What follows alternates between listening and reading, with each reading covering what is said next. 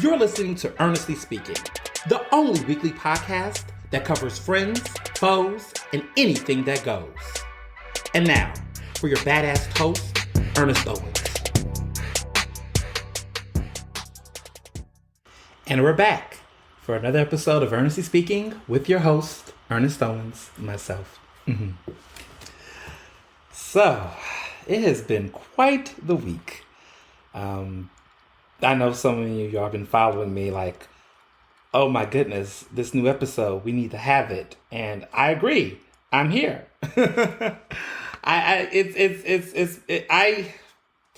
So with doing these episodes, I try to get them, my goal has always been to drop them over the weekend now because it's so much stuff that is happening, in my life, but also in the world. And, as you all know, I'm a part of the larger stratosphere of the news that is going on in the world and, Philly. So sometimes when you're part of that news, you have to let that news kind of, flow in its own way. And so my plan has always been that whenever these episodes drop, they drop on a Saturday or a Sunday. So one, I can be able to see stuff kind of progress because, when I've done previous iterations of the show, of course, I have noticed that like I would be so early with a show where I would drop it on Friday, but then there'll be an update on Saturday. I'm like, damn, I got to wait till the whole week to try to put that update in. Then something else happens. And so I just never know how the show is going to take shape until I do it. And that's just something I've just learned through this process of podcasting. And I feel like I'm a podcasting pro a little bit. I mean, we're on episode 45 or whatever. I think close to episode 50. And then a new season 2 will drop after we finish episode 50, which will be at the start of next year, 2022. So, I mean, that's a long ass first season. I said 50 episodes is season 1. I didn't even think about that. I was like, when will this season be over? And I was like, I guess when the new year starts. But some people, kind of make the seasons go through months. So it'll be like, not months, but like years. So half a month or a certain number of episodes. And so maybe I might do it like that where my next couple of seasons, I would do it like 25 episodes. So like maybe from, January to June, I will have a, season 2, and then season 3 will be from June to December. Who knows? I don't know. We take it as we go. Some people has asked me too, like, when are you going to start charging for podcast episodes? I'm still figuring that out too. Maybe somewhere in the middle of season, maybe June of next year. Who knows? I just know there's a lot of new people listening to the show. And so I want to, kind of bring them into the fold and get them, into it. But I do think it's a worthy show. I think it's worth a monthly subscription, and I want to be charged like arm and leg. I'll probably be like $1.99 or something like that. I don't, I wouldn't, it wouldn't be anything that would shake up it won't be a Netflix subscription. I'll say that much. So speaking of which, just random, I'm drinking this new sparkling water that I've been trying. Like I've been on this whole sparkling water journey of trying different ones. That's not LaCroix. Let's just start there. But this one is bubbly, and I'm trying the cherry bubbly, which is really good. So far I've had Spindrift, which has been one of my consistent favorites. I've had Waterloo, which one of my homegirls, Raquel, really loves Waterloo. And I like it. It's cool. I've only tried like 2 flavors, but with Spindrift, they, of course, box me all of the flavors. So I have tried all of them, and I'm in love with the lemon flavor. I'm in love with the cucumber Spindrift flavor. And Mr. Johnson, my husband, he likes which flavor grapefruit. The grapefruit Spindrift is also good. They have a lot of good flavors across the board, but those were some of the standouts. As far as this bubbly goes, I'm having their pomegranate one. I think it was like a blueberry pomegranate one, I think it was. And then I have this cherry one that everyone's been telling me good things about. So those are the 2 flavors I'm trying right now for now. But I've been just super, super excited. It's been a really, great month, in general. December is looking to be even great. And what can I say? So for starters, the podcast has been great. It's been up the charts. You all have really been just showing out and showing up across all of the different platforms I'm a part of, not just even podcasting. And I just want to always say thank you so much for spreading the word. And I also want to say this because this is important. I haven't really done this ask in a minute. But if you can, for those of you all who love this show and listen to this show religiously every week, have you written a review? Have you got in, Apple and put a review, gave it a 5-star, 4-star, 5-star rating? Have you put how much you love this show and how good it is?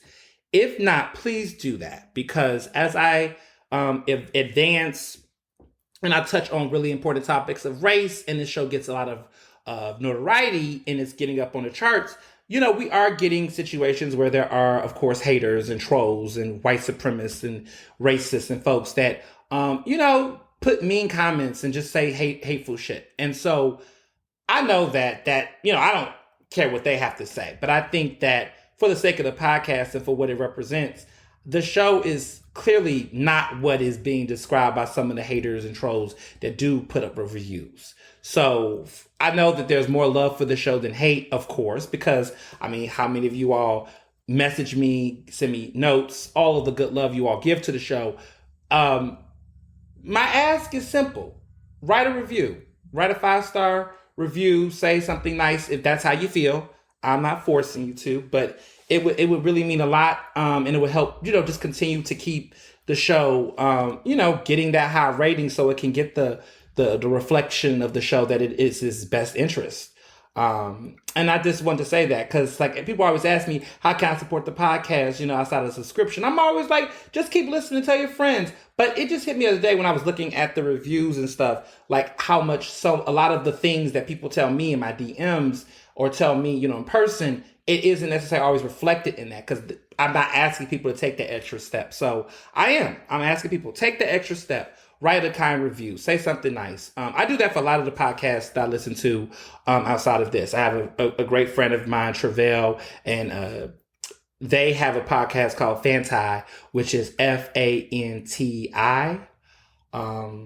And it's a pop culture podcast, and they do some other fun stuff. It's super, super, super, super Black queer themed, and they do it with also another journalist named Jared Hill, who I know, who's also really cool. And when they first started their podcast, which is super popular, they experienced some, just ignorant people just not appreciating or respecting their flavor and what they was bringing to that, what kind of show they were trying to do.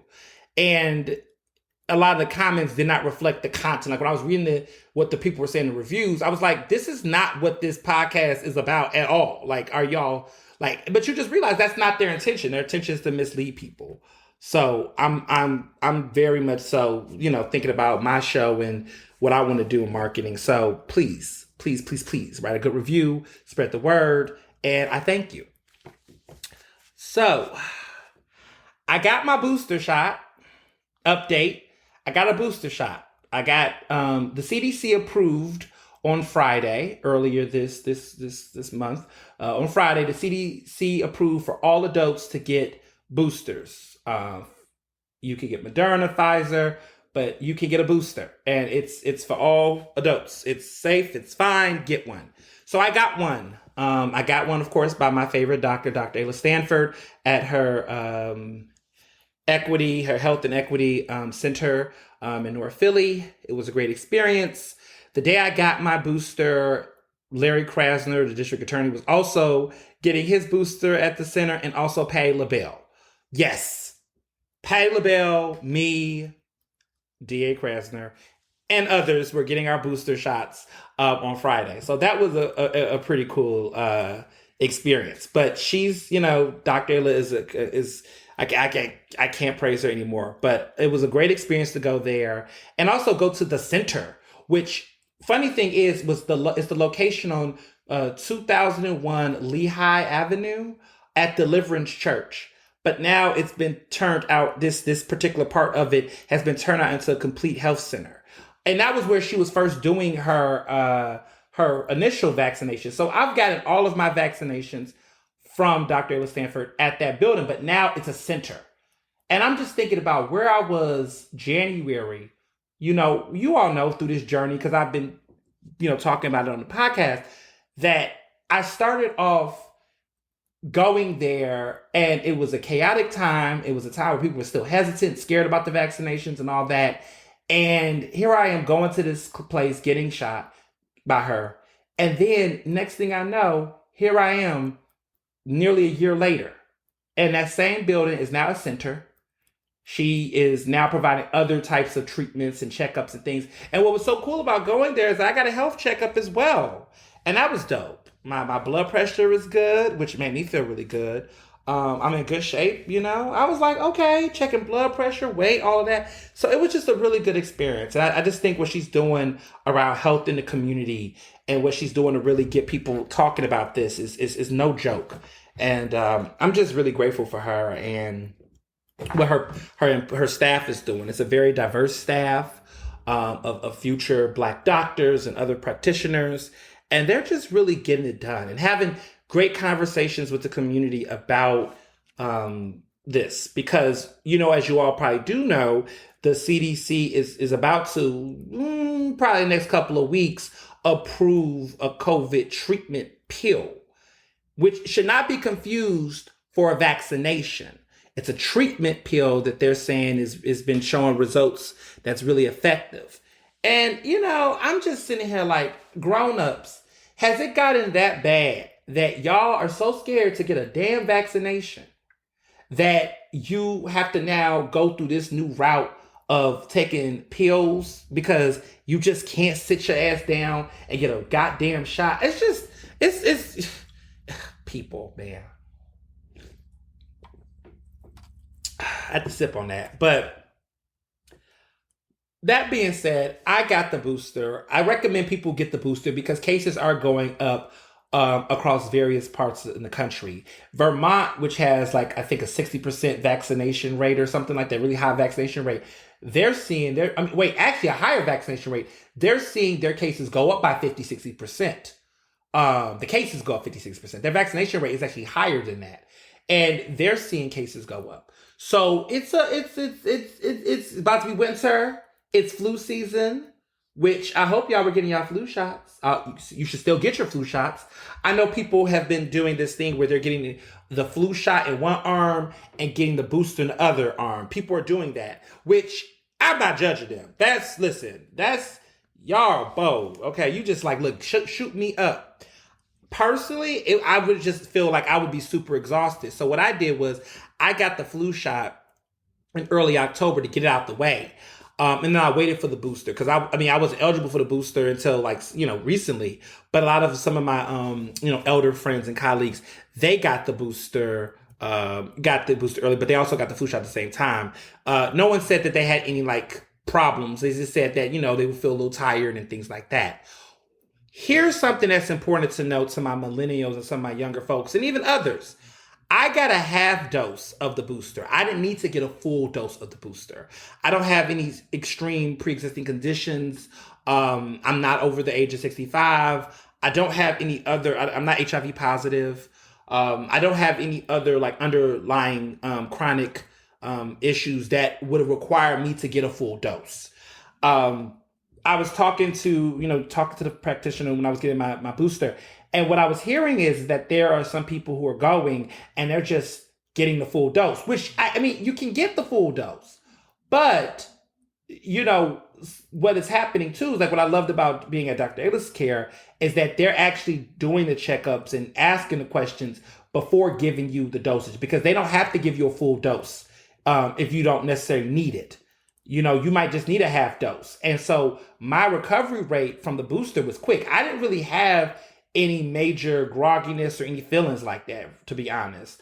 My arm hurt a little bit, that's natural, but nothing serious. And I think that was because I didn't get a full dose. But if you have to get a full dose, get a full dose, because at the end of the day, that's what matters. But just make sure for folks that are younger, folks my age, millennials, whatever, just make sure when you talk to them, say, hey, do I need a full dose? Hey, they might already tell you, but just be mindful that when you're hearing other people tell you, a lot of people who got the booster before me clearly were older. They're like, oh man, the booster took me out, blah, blah, blah, blah. I'm like, yeah, because you're 60 something, there's nothing wrong with that. It's a different conversation compared to folks who are getting half dosage. So it's a different conversation. So just be mindful of that when you go get your booster if you need a full dose, because most likely you probably don't need a full dose. You just need a half a dose. So I just needed a half a dose. Barry just needed a half a dose. That's all that you probably would need. So don't just think about that. Speaking of new things I'm doing, so I am getting an IV drip at a place called City Hydration. This came on my lap. A good Judy's of mine, my good friends of mine, they're into like whole holistic health and things, and they said, hey, there is this City Hydration has been around for a minute in Philadelphia. They're like in the Midtown Village, the neighborhood, 13th over there on 13th and I think Walnut, something like that, around that area. But they have or Locust or something. It's around there. But this place has been around for a little bit. They do shakas, they do I think vitamin B shots and all kind of cool stuff. But they also have this IV IV drip where basically they hook you up to an IV for like 90 minutes and they pump you with whatever. Minerals and different things. So I'm getting a Muni Booster IV that I'm going to do this week before Thanksgiving.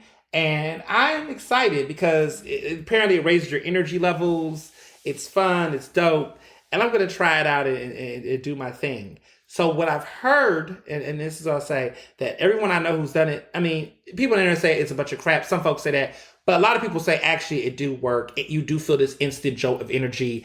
A good colleague of mine in business, Elizabeth Wellington, wrote a piece in the Philadelphia Inquirer a couple years ago talking about how she had cramps and how she did this IV at the place I went to, City Hydration in Center City.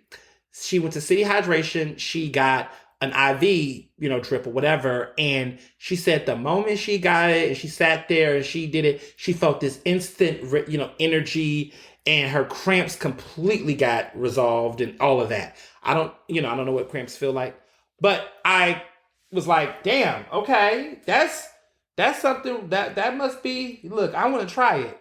I think it's just a good thing to do because for starters, it is winter. Immunity is going up and down a lot of times during this season, weather, all of that stuff. It would be a good way to revive my senses and my energy given, the change in the seasons. And I just want to see what it's about. And I'll let you all know what the outcome is and how it's going to turn out. Because I'm excited. I've never done it before. And super excited for City Hydration to be hosting me and providing me this opportunity, this experience.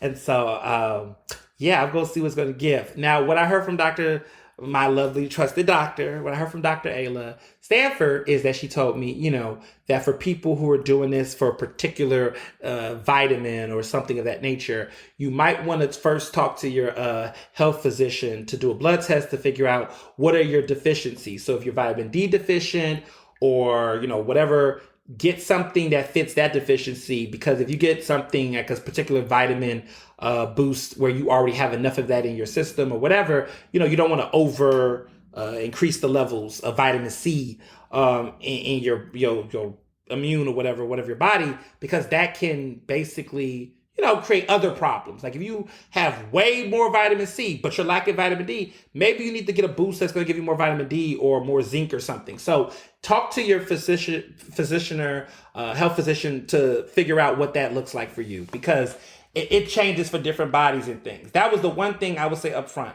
So for me, I'm pretty good across the board. So I'm just getting a general immunity booster across the board. And it's just a general holistic one, like a multivitamin kind of thing. And it's just going to, raise my levels. And I'm excited. Like I'm like, okay, this is going to be fun. And, we'll see what happens. So that's happening. My wedding pics are out. I haven't put them all out. Okay, let's be clear. They're not all out for the hood to see. But we put a couple out, and people, of course, have been losing their mind. They're gorgeous. I love them. And let me just say this as somebody who has went through the wedding process and the marriage process of, all these type of things. Let me tell you one thing about wedding photos. They grow on you. For people who are about to get married, for people that have gotten married and waiting for your pictures, for people who are whatever, let me just say this. Wedding photos, it just will always change. When I first saw when I saw the photos, I was like, I like these. when Mr. Johnson, my husband, saw these photos, he did not like most of them. He only liked one photo. And was like, oh, I love this one. He didn't really like the rest of them. He just is like, not like at all.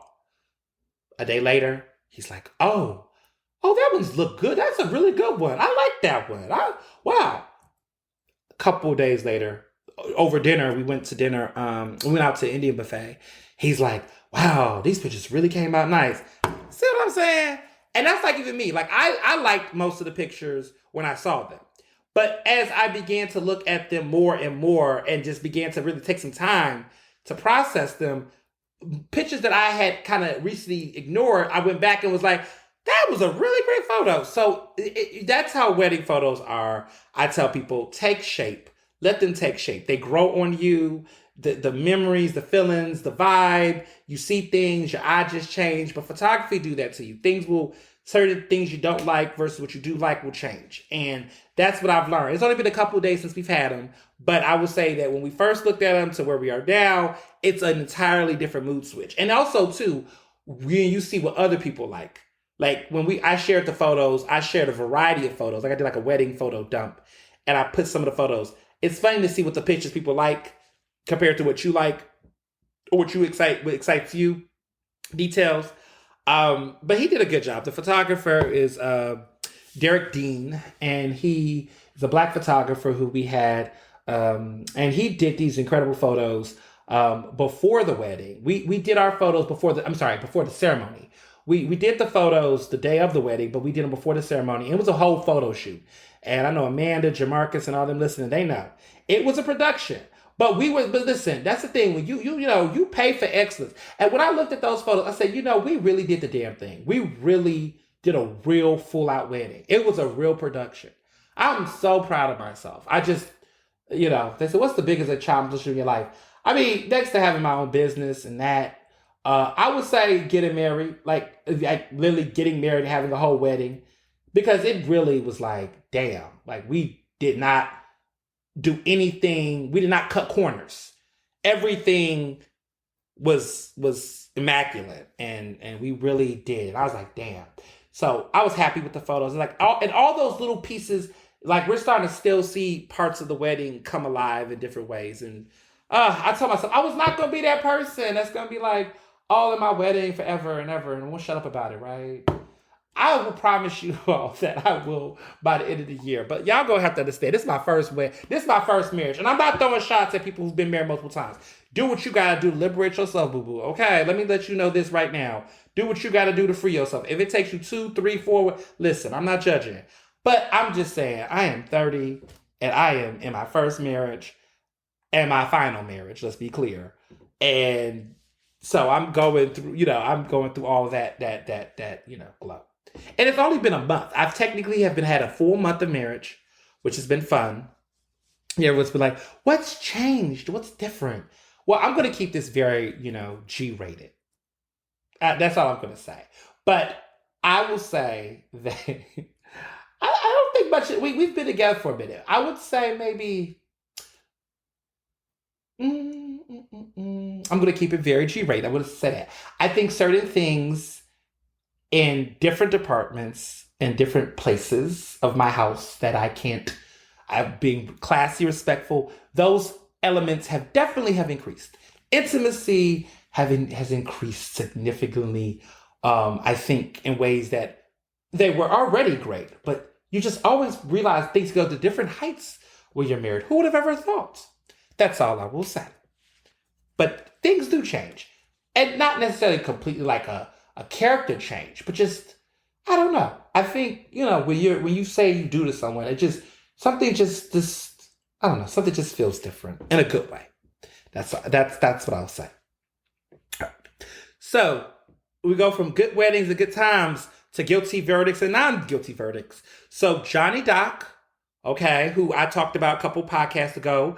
Johnny Doc was that big labor boss who, with Bobby Heenan from City Council, Bobby Heenan, remember the whole conspiracy cases the feds was getting on them about briberies and all that stuff with Helen Gim and the Eagles tickets? Well, Bobby Heenan and Johnny Doc have been found guilty on most of the charges that they were facing. They have been convicted and they will be sentenced February of 2022.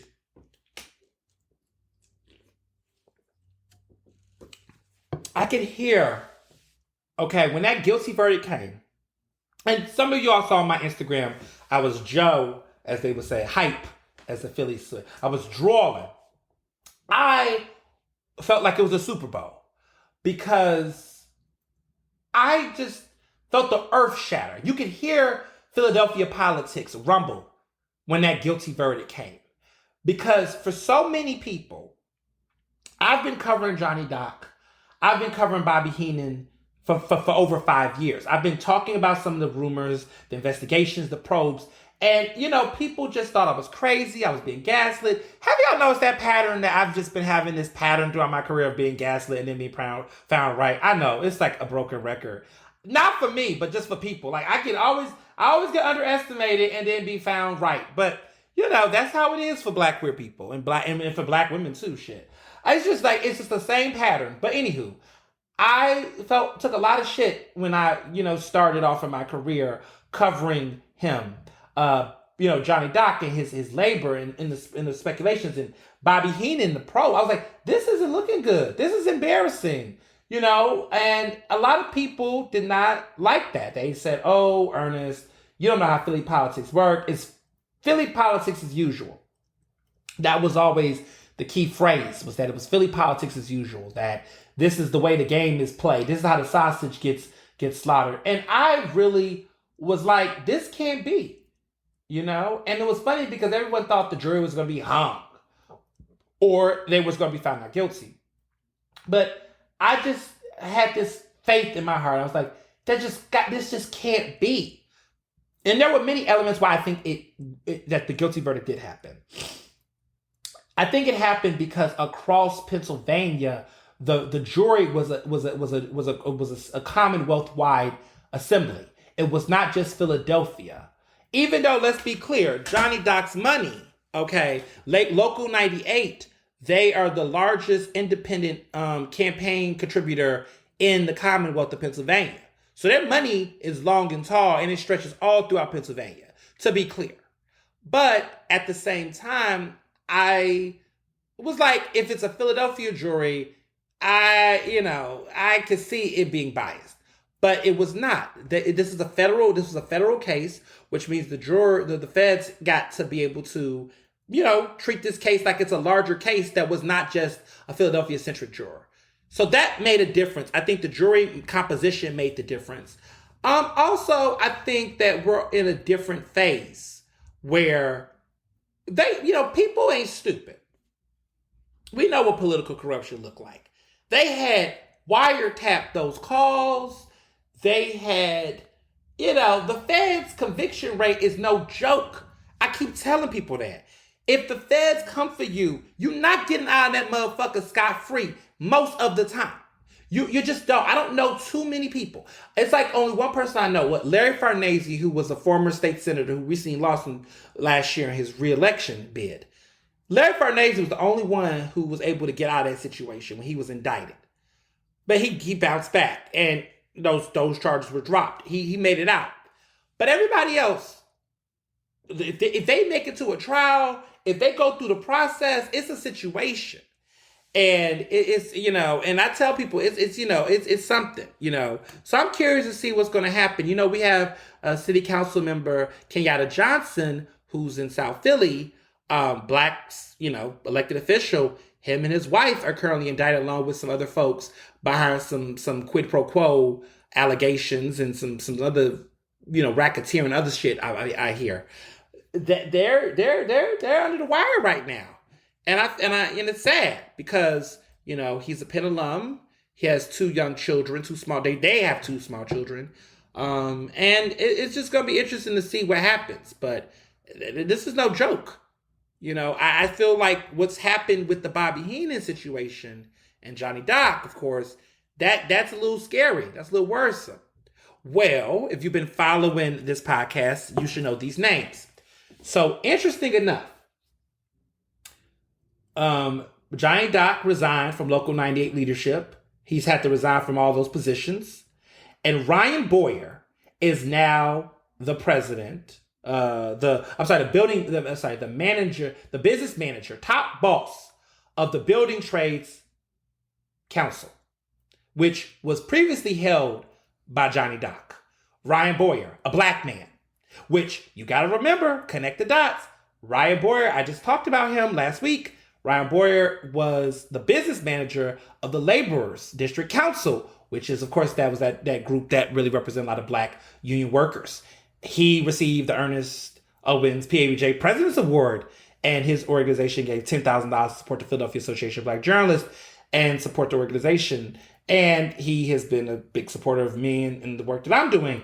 And now he is going to be the big union boss in the state and arguably one of the most powerful men in Philadelphia. Look at that. One white man's fuck up leads to another black man's success. Here to that. But Ryan Boyer has always been a man of integrity and respect.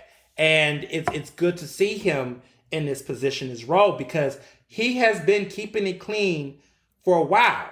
Really good leader, really great person to know. And it's going to be interesting because he's kind of never been in the shadows, but he's also been someone who a lot of people never really gave a lot of strong acknowledgement to. Now, he's been on the Philadelphia Most Influential list for Philly Mag for the past 2 years. So he's been in the conversation. If you know him, you know he holds real power. But a lot of people don't know because you get caught up with elected officials. But every elected official that matters know who he was. And I knew who he was because I know where the power really resides in this town. And I'm happy to see that he's in this position where he's able to really lead the way he should, because so many of a lot of these older, mediocre white men hold these positions for 20, 40,000 years, and you never get to see diversity come in. So this is a great moment in the city's history and the state's history. And I'm very happy that he is in this position, and he's going to be able to really make some real changes to labor in this town. Especially when you're looking at contracts and all of those things.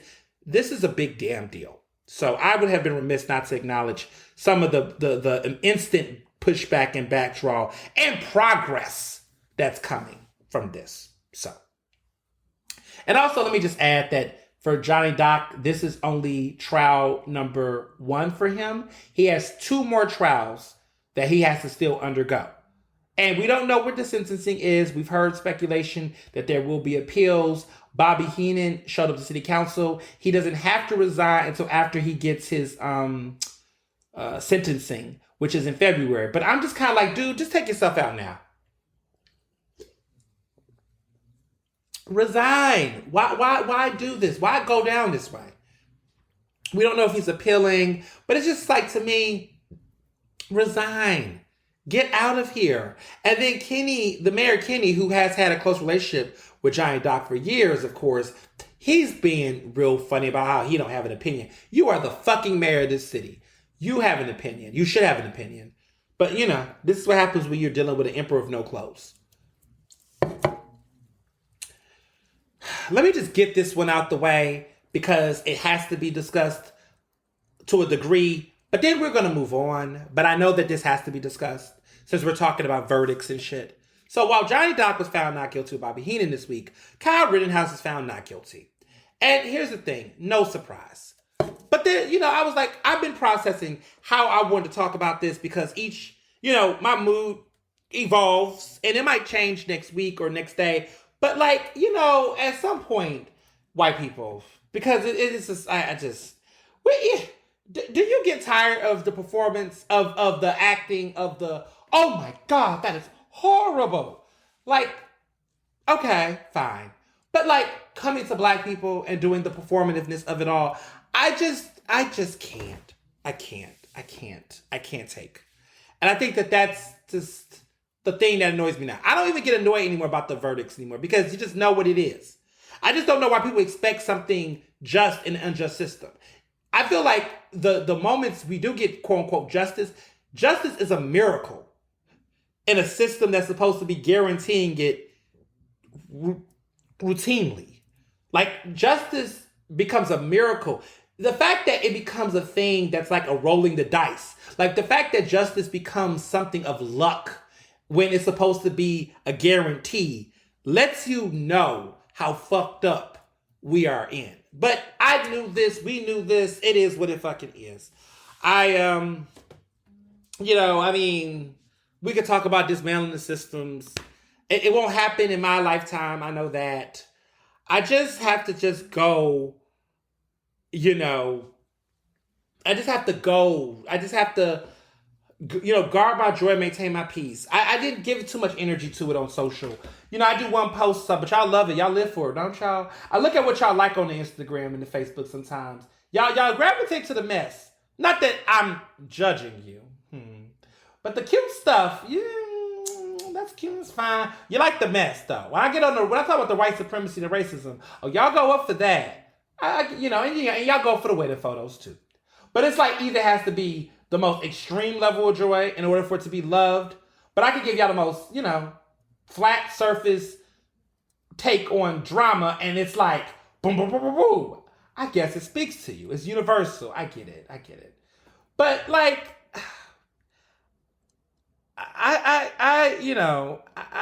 I'm just trying to figure out what's going on, across the board. And sometimes I feel like when I look at the work that I'm doing and the relationships I'm building,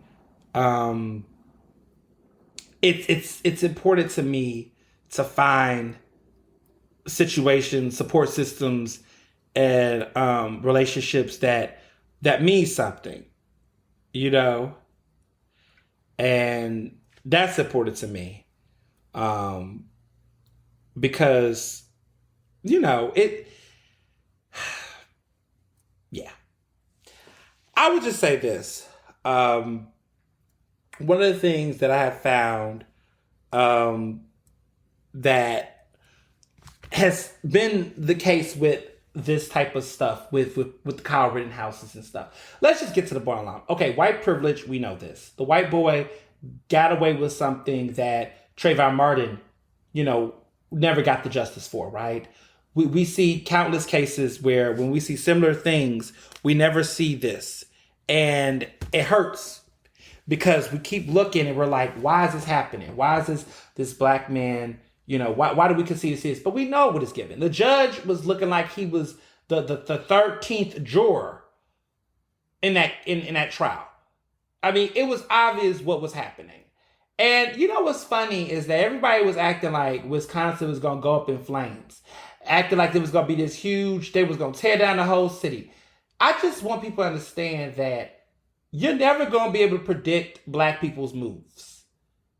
I don't know why they do. It's like, the crazy thing is that the times where they predict for upheaval is not when it happens, versus the moments when they don't predict it. It's very interesting what they think will work and what they think won't work and how it goes down. It's just very interesting, But to a certain extent, we knew what was going to happen.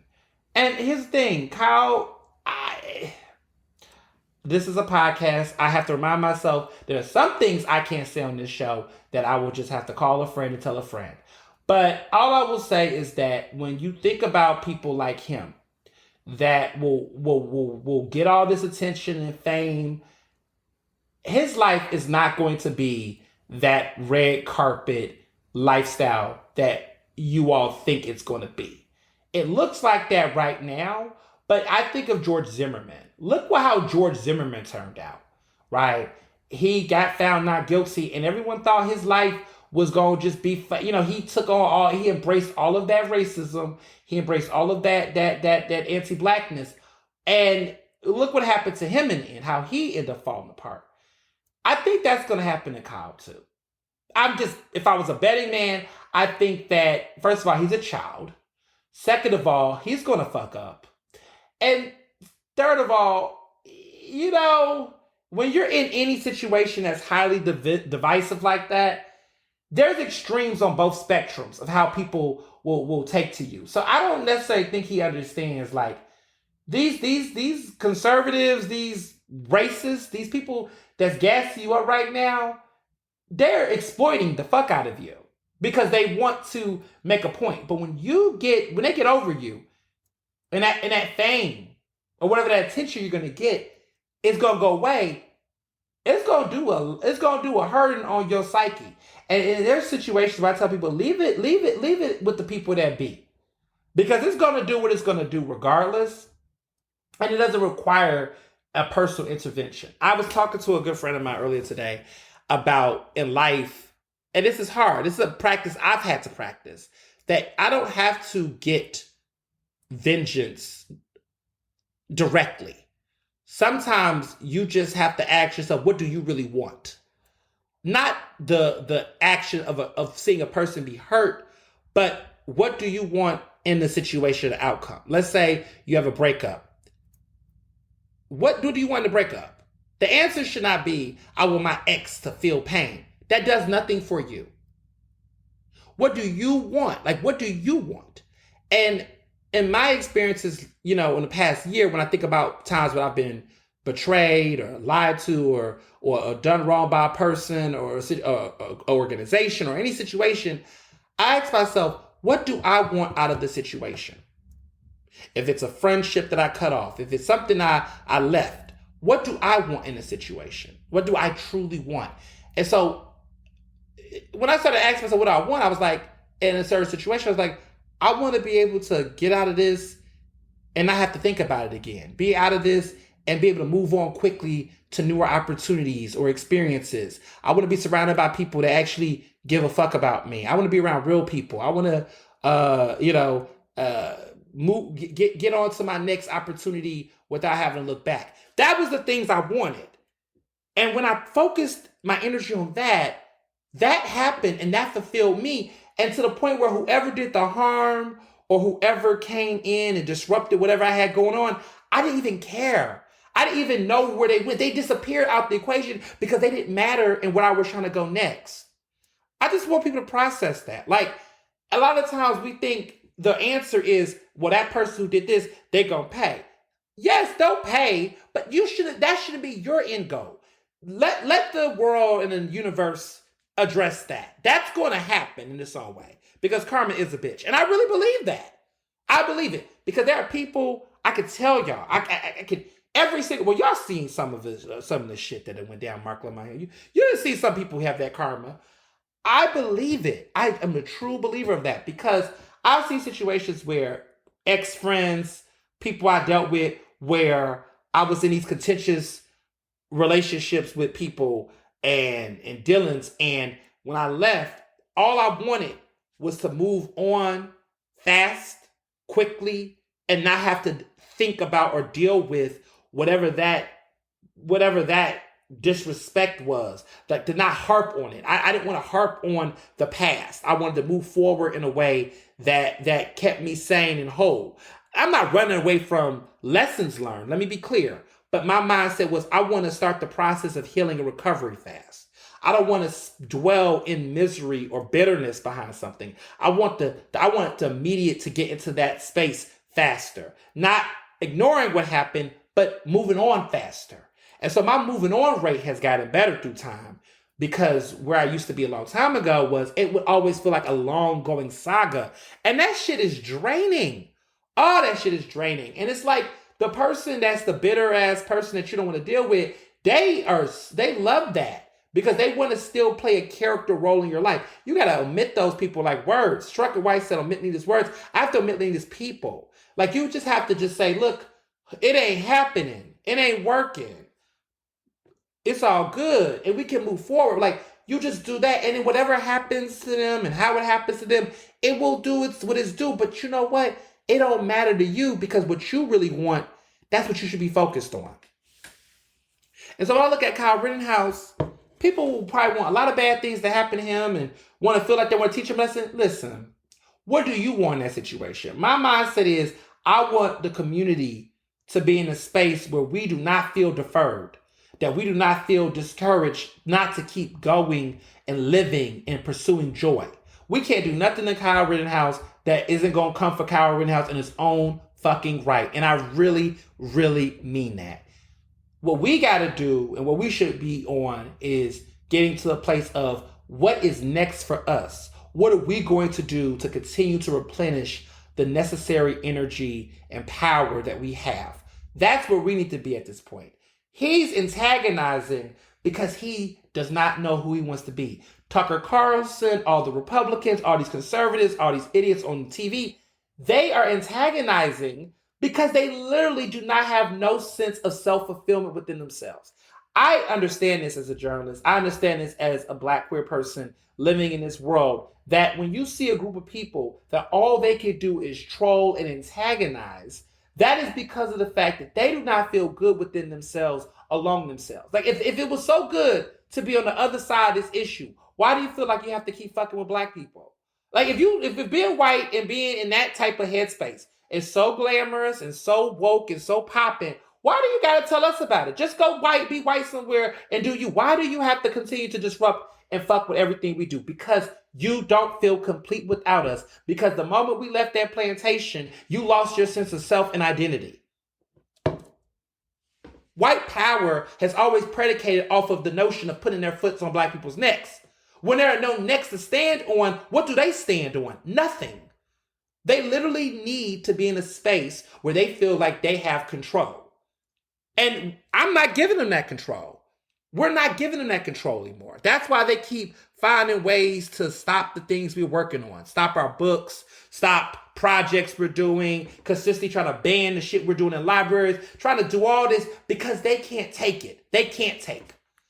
And that's really what it boils down to. They can't deal with it because everything about us is not supposed to be. We're not supposed to be this fucking resilient. But we have made it through pandemics, wars, genocide, smallpox, every fucking thing that they've thrown at us. We have. We are stronger than them. We are better than them, and who we're better of? White supremacists. So if you feel offended by that, you're white supremacists. White supremacy does not exist without Black people.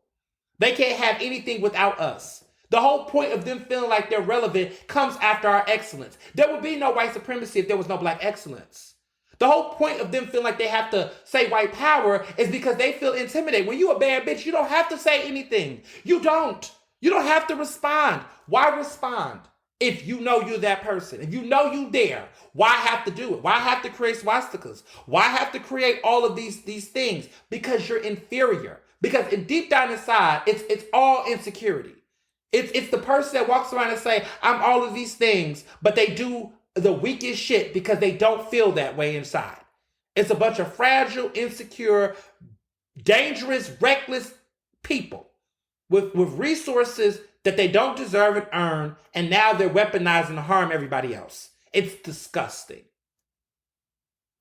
And so what I will say is that as Black people, as folks in the community, we just have to come to a space where we have to recognize, like, these systems are not our friends.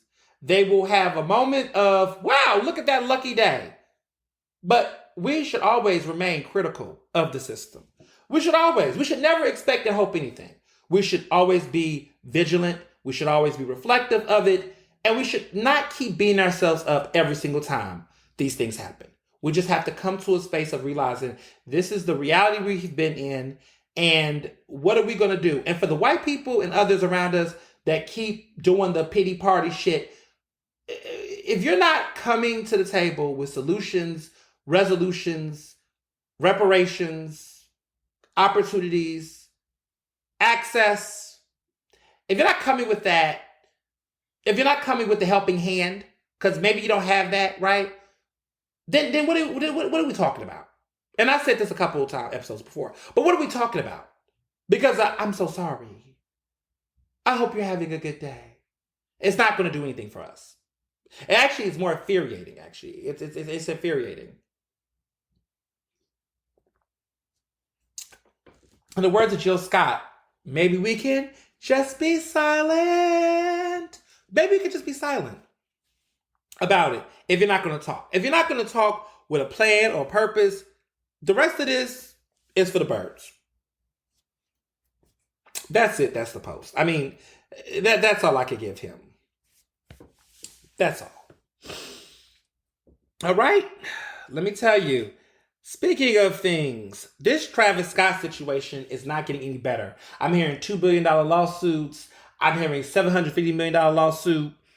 I'm hearing refunds has not gone out. Now this is Travis Scott with of course, Astroworld and all that. this shit is getting wild. I mean, we knew this was going to happen. We're still hearing more stories.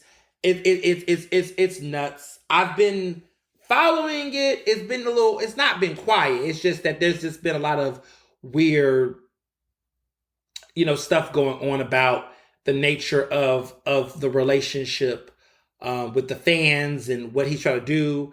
It's now 10 people have died now. Following that incident, 10 people. So what I will say, because this is my science side, one of my best friends, of course, is into psychology and mental health and just getting people together. Future Dr. Parks. But I've been following this other angle with this, and I thought this was important to talk about. A lot of people have been coming up to me, talking to me about the fact that BetterHelp, which is this 24-hour therapy app or platform, there's been a lot of conversations about it. And honestly, it's exploiting. So let me back this up.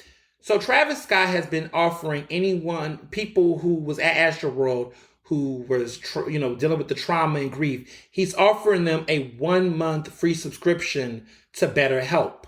All of those attendees, anybody who's depressed or dealing with trauma of losing a family member or a friend or whatever that happened to Astroworld with those deaths, he is offering a 1-month free subscription to BetterHelp. So he's partnering with them to do this.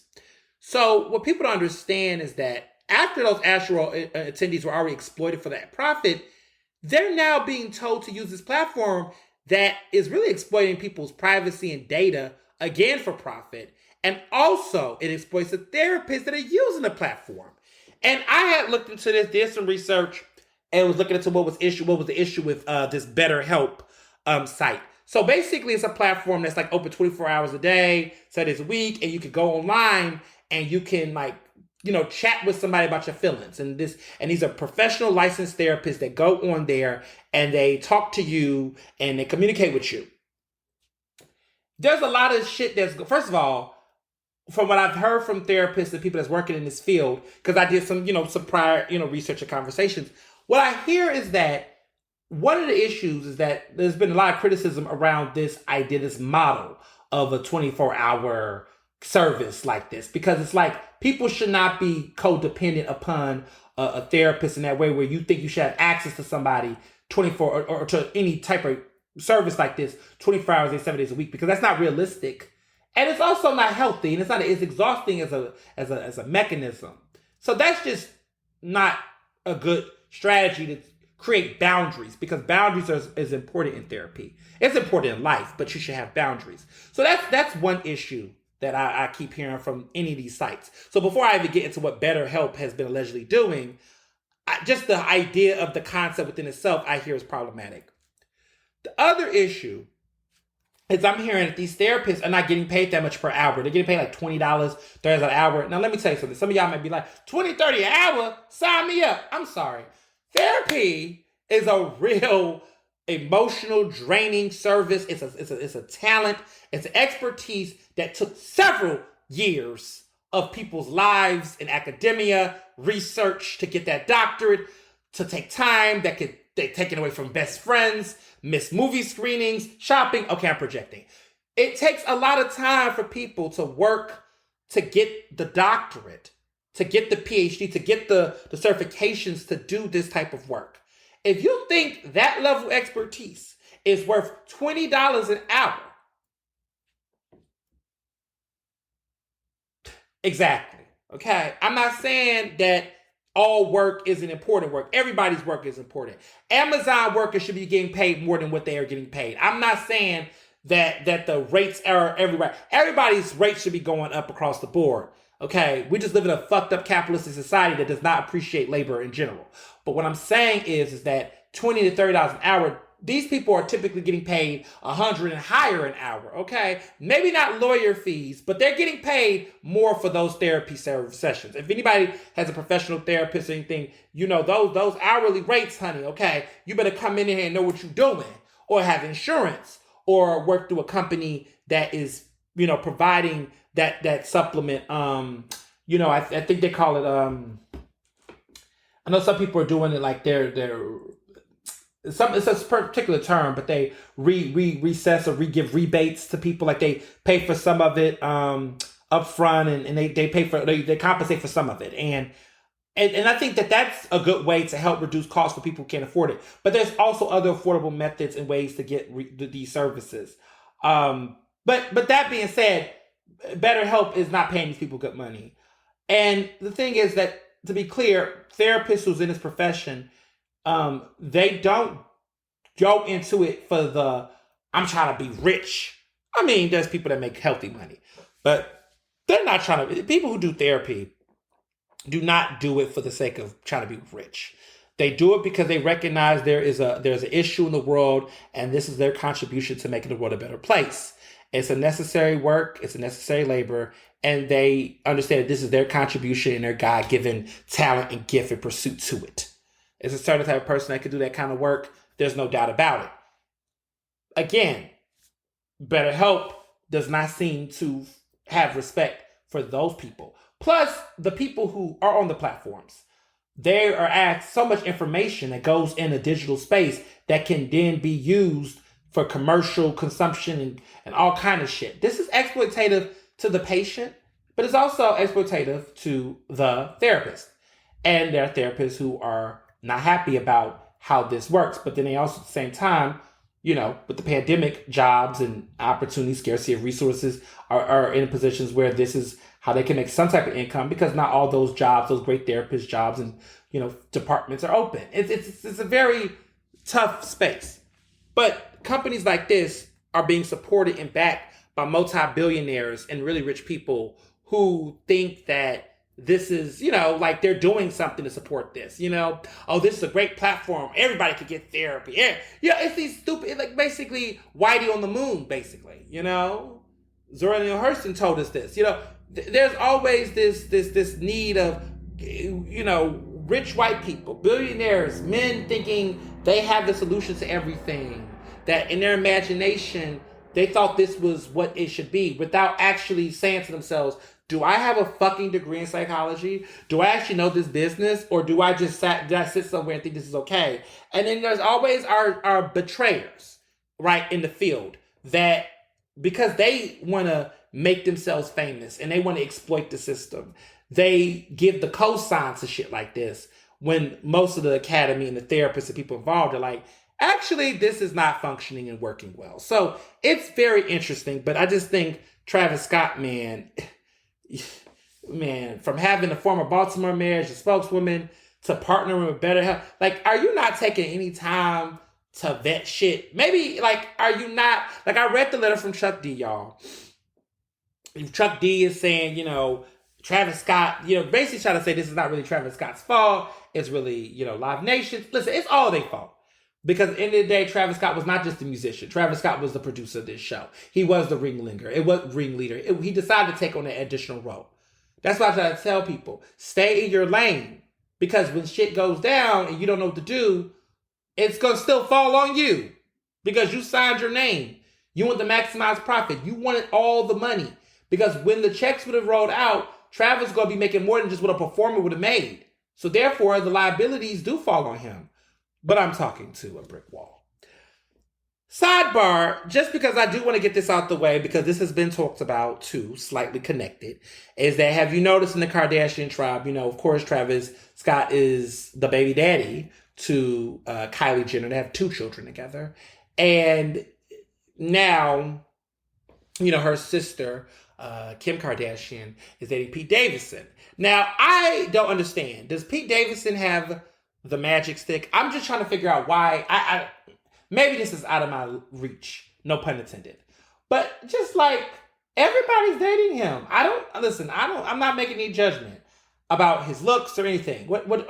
How many women get judged on their looks? But Pete, I just don't understand. I don't know what's going on here. What is happening?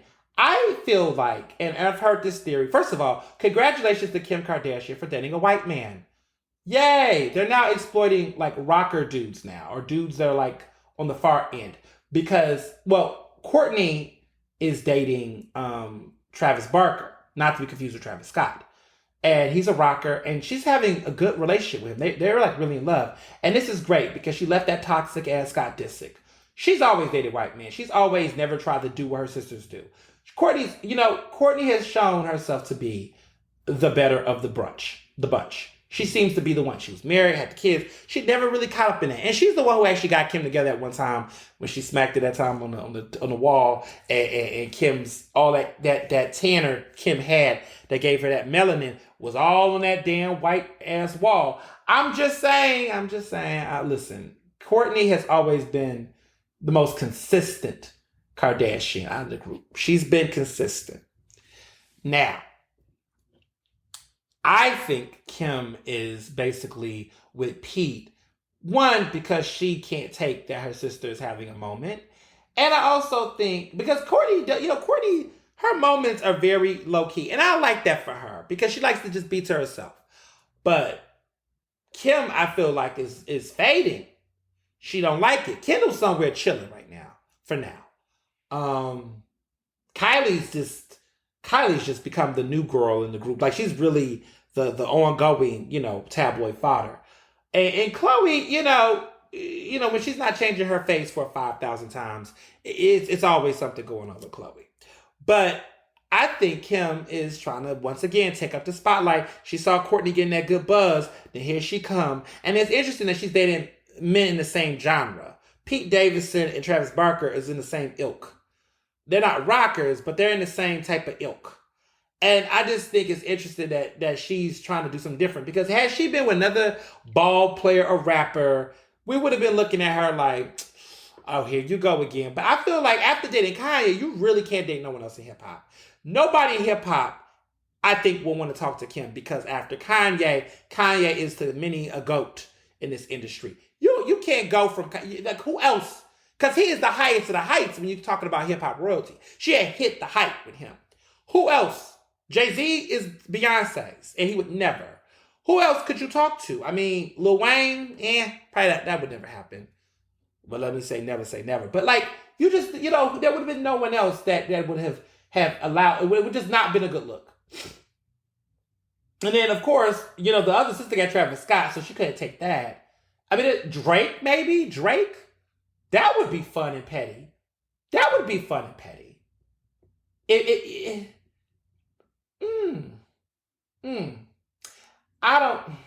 Drake wouldn't do, there's been rumors, but I don't think that's too messy. But again, I don't know. Who knows what she might do? Because they're so unpredictable and they really want this attention. And now that the Kardashian show is finito, they're going to find, they got other shows apparently going to come on Hulu. But the show is off the air now. The show's over. They're done after all them seasons. It's finally over. Ooh, I never thought it was going to end. That was a blessing.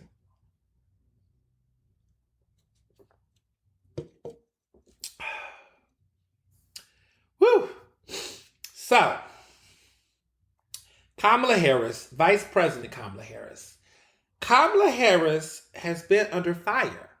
And people are going to say to me, well, she kind of recovered this weekend. She got to have a moment. Biden got a colonoscopy, which, so he had to relinquish presidential power for a couple of seconds or a couple hours to Kamala, which made her the first woman in American history to hold presidential power.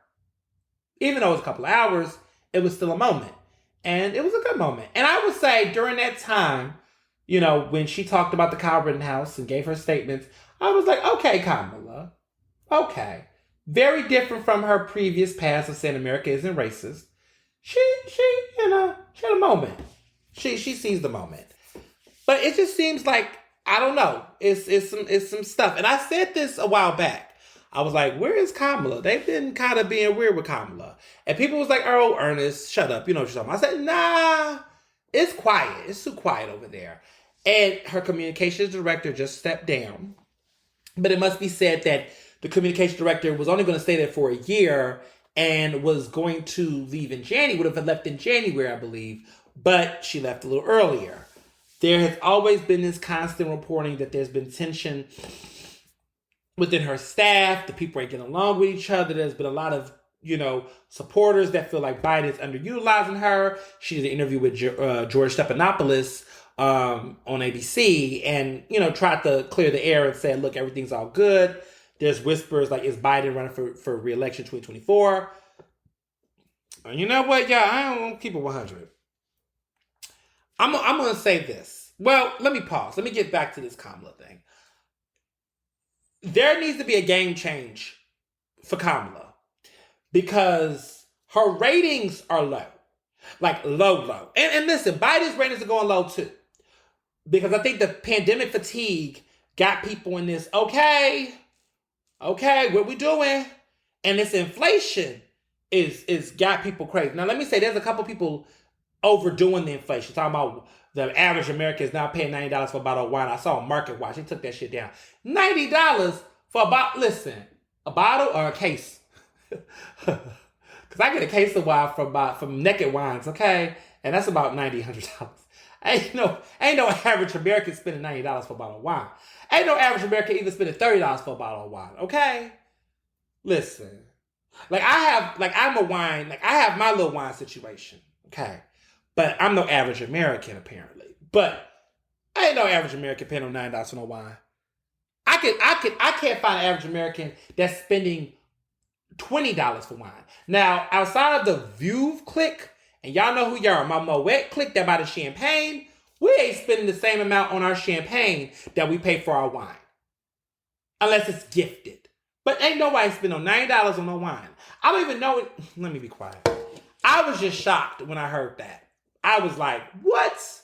But that was bullshit. But anyway, this inflation got people feeling some type of way. Gas prices are going up. Stuff is going up apparently. And everybody's really feeling the friction. But see, free is not free. Because when everybody was getting them little stimulus checks and all that little stuff, y'all thought that was going to come back and bite us in the ass? It did. Somebody was going to pay. Free ain't free, as my grandmother used to tell me. Someone was going to pay for it. So now we're paying for it right now. So stuff is, prices are going up. Americans are paying more for things.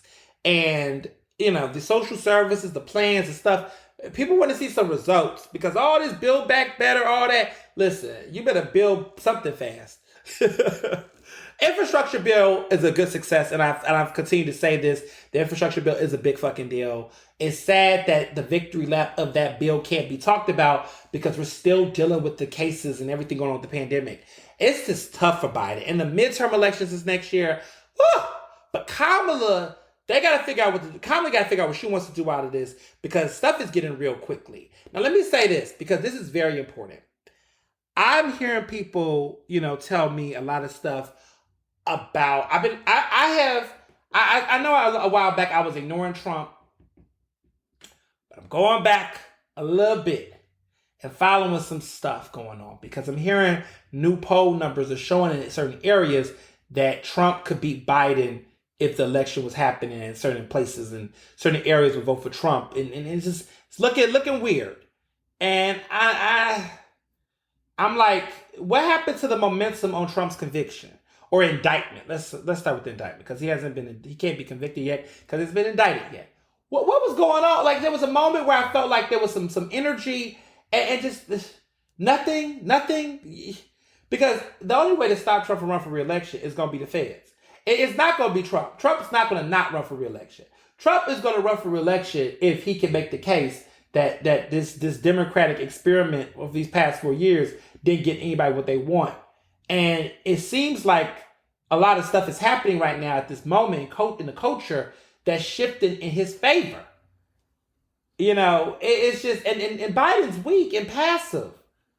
He said the courts did their thing, our legal system, where I said, see, Biden, get out of here. Get out of here, Biden. And they still don't like you. You acquiesce to these idiots and they still don't like you. So it's just frustrating across the board to have to hear that. But what do I know? I'm like, ugh. But like I said, I'm keeping an eye because I've been seeing some polls that are showing in certain areas that people would go for Trump over Biden. But I will say these insurrectionists getting sentenced and getting locked up has been a little promising. But still, it's just too much. It's a lot. All I know is that Democrats keep playing. And this midterm election is not looking pretty right now. And I don't know what they got to do, but Kamala to get some more airtime. Something needs to happen because, yeah, she needs a moment. And I do find it quite interesting that was publicized heavily right after all those questions that she had that presidential power, how that was like a moment that was supposed to kind of take off some of those questions about the relationship. But that still don't answer any questions. And it still leaves a lot to the imagination. So I'm curious. I'm just following it, but I'm curious. Okay. Hashtag Surviving Sophia.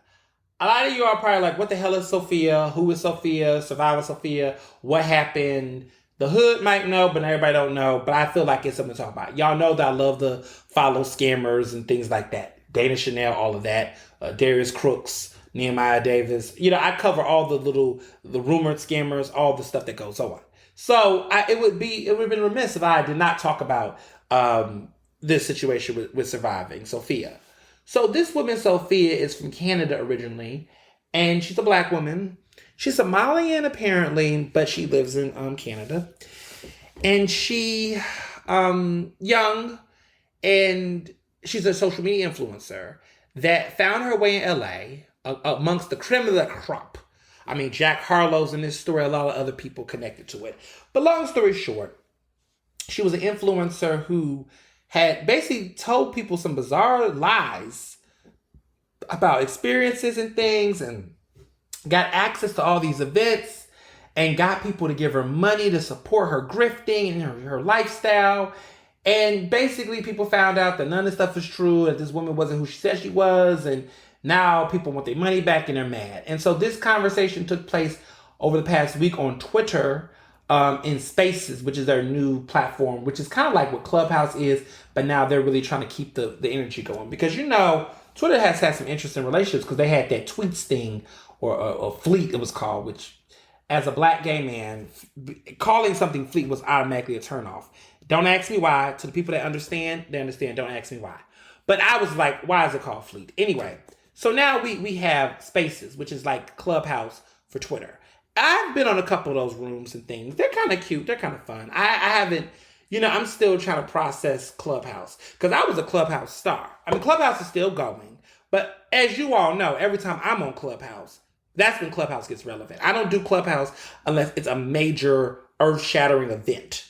Like the Karen Civil situation. Or the situation with, the Jay Morrison and all that stuff. Like, I get on Clubhouse when the shit is, like, hot. And it becomes news. Like, there are videos, there are people who listen. Clubhouse has helped me get past 10,000 Instagram followers. Clubhouse has helped me, build a new support legion of fans. And some of y'all listen to this podcast now because of following me and stuff. So I do find Clubhouse to be interesting. I know that it's definitely has lost its luster because it's just could not maintain because they let too many of the scammers and folks on it. But it's still operating, it's still functioning. But what people thought it was going to be versus what it became, I knew it, and I predicted that, and I said that many episodes ago that was going to happen. But Twitter has Spaces now, and it's becoming fun. It's fun because there's already a built-in community on Twitter, so it works. But they were talking about this Sophia woman and all the stuff she did and the drama with her influencing. I'm going to say this, and I'm going to say this about this situation. We need to go back to the old days, because first of all, LA is weird. But we need to go back to the old days of what do you do? Who are you? What do you do? Because you know what I mean by that. When you go to events and you say, hi, how are you? Okay, what do you do? Who are you? If a person lie, they lie, but we can vet that shit. But we got to go back to that. I feel like there has been, when I first started in the influencer game, because I guess I'm an influencer to a certain degree. I go to the events. I get the things. It's a lifestyle. When as an influencer, someone in that space, you get, people know who you are. Like when you walk in a room, people know, oh, that's so and so. This is what so and so do. This is so and so. This is what so and so do. You know who the people are, the players are. We're in an era now where I go to some of these influence events, food events and things. I'm like, who the fuck is this? What does this person do? Who is this?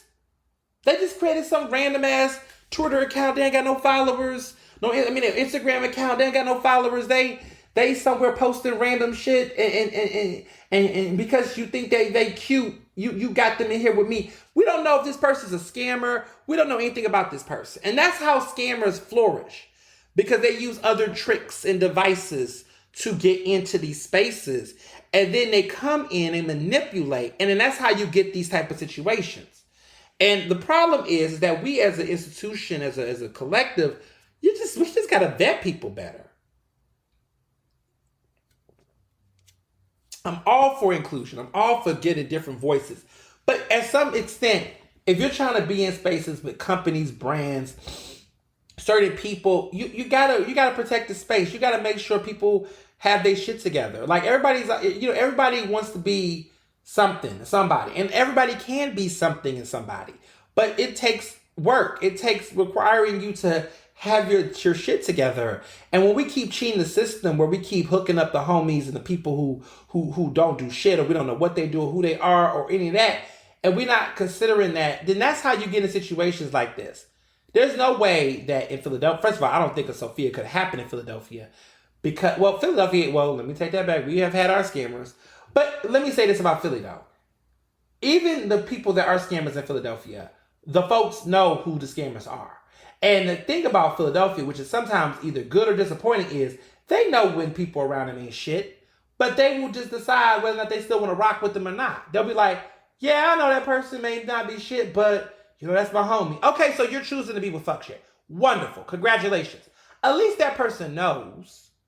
There's a lot of people out here who just, I guess in LA, who don't have a clue. They don't have an option. They don't even have the choice to say, I don't want to be connected to this bad behavior. I don't want to condone this shit. So that's not fair. Give people the agency, the right to be able to choose and decide who they want to rock with or who they don't want to rock with. But you got to give people that. It just frustrates me when I hear stories like this, because I'm like, did these people even get the opportunity to not be bamboozled? Or was it a situation like Sean King where they knew something was up, but they didn't want to have the embarrassment of having to admit it, so they kept the lie going, or just believe the person because they didn't want to believe the worst because of their pride. So it is complicated, for sure. It's definitely complicated. But life happens. So on to my next topic. Music this week. So much. For starters, this Young Dolph situation is so sad. I probably heard the news. Young Dolph, this legendary Southern rapper in Memphis, got murdered. And he was a proud father, had some beautiful young black children, lovely family, was murdered going to get some cookies. Just senseless death, and it's definitely has shaken the hip hop world.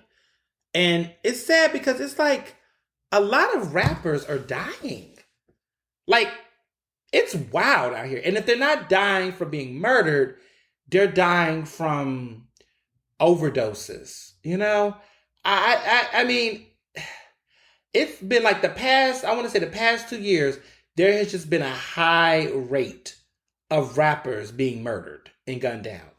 And like Pop Smoke, I mean, it's just everybody is getting killed. All these rappers. And I remember, I haven't seen this much rappers die since the 90s when I was little, when I would hear about Tupac and Biggie. And that was hard. And there was a moment where it just kind of calmed down a little bit. But I feel like on a regular basis, I'm just hearing rapper this, rapper that, a rapper, another rapper. And the sad part is these rappers aren't even, they're getting immortalized very early. Like Pop Smoke never really got to have that debut album until he died. But he's got hits on the radio. People are listening to his music more now that he's dead. I mean, XXXTentacion, who had his own problems while he was living, Juice WRLD, all these people are just dying, and it's just a lot. It's just wild, and it's just like, what the fuck? And there's been talk about he died in his hometown. Young Dolph died in his hometown. He's from Memphis and he got killed in his hometown. Sad. Really sad for his family, those kids. There's videos of them playing together. It's senseless. And of course, he had a long time beef with a rapper named Yo Gotti, who I like Yo Gotti. I like his songs. He has a lot of songs. Rake It Up, 5 Star. Anyway, they've had a long time feud. And it got to the point where he's from Memphis, Yo Gotti too.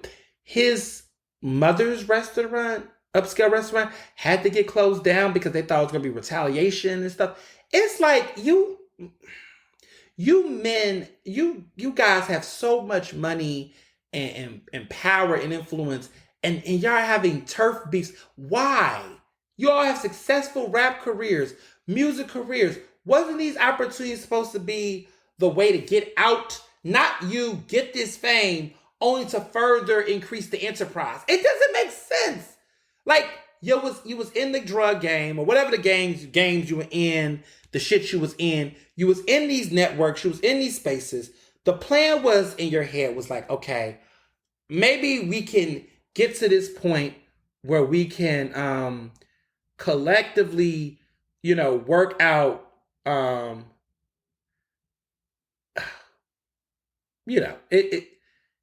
it's I can't describe it, but like you had a blessing and you've turned it to a curse. And that's a lot. A lot. I don't even know what the answer is. I mean, part of me feels like, is it just that we have to, as a culture, collectively get past that? Like, not amplify that? Like, that may be what it is. Like, to a certain extent, in this hip hop culture, right? In the blogosphere, the rap game, that you got the academics and the radio jockeys, the Breakfast Club, these idiots on the radio that instigate and fuel these rap beefs. They literally bring these rappers on to keep the mess going. And at some point as adults, we have to say, where is the conversations on public forums with these rappers to say, hey, we don't want to see y'all having these problems. This isn't it. Because these guys are serious. Like, this is not a joke. It's not a performance. Like, these people, these are the type of rappers. See, these are a different type of tier rappers. These ain't Kanye, Drake rappers. See, Kanye, Drake rappers, their beefs are not physical. They're not going to shoot each other. They're not going to kill each other. But when you get into that third tier rapper vibe, where these dudes are still loyal to their hoods and blocks, oh, they still out here packing guns. They out here doing the shootings.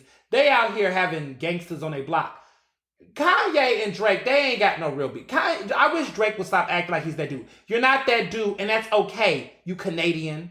Like, that's okay. You don't gotta be that dude. We don't need you to be that dude. It's okay. I don't know why there's like cishet men feel like there's this need to have to prove their toughness to lives that you have not lived.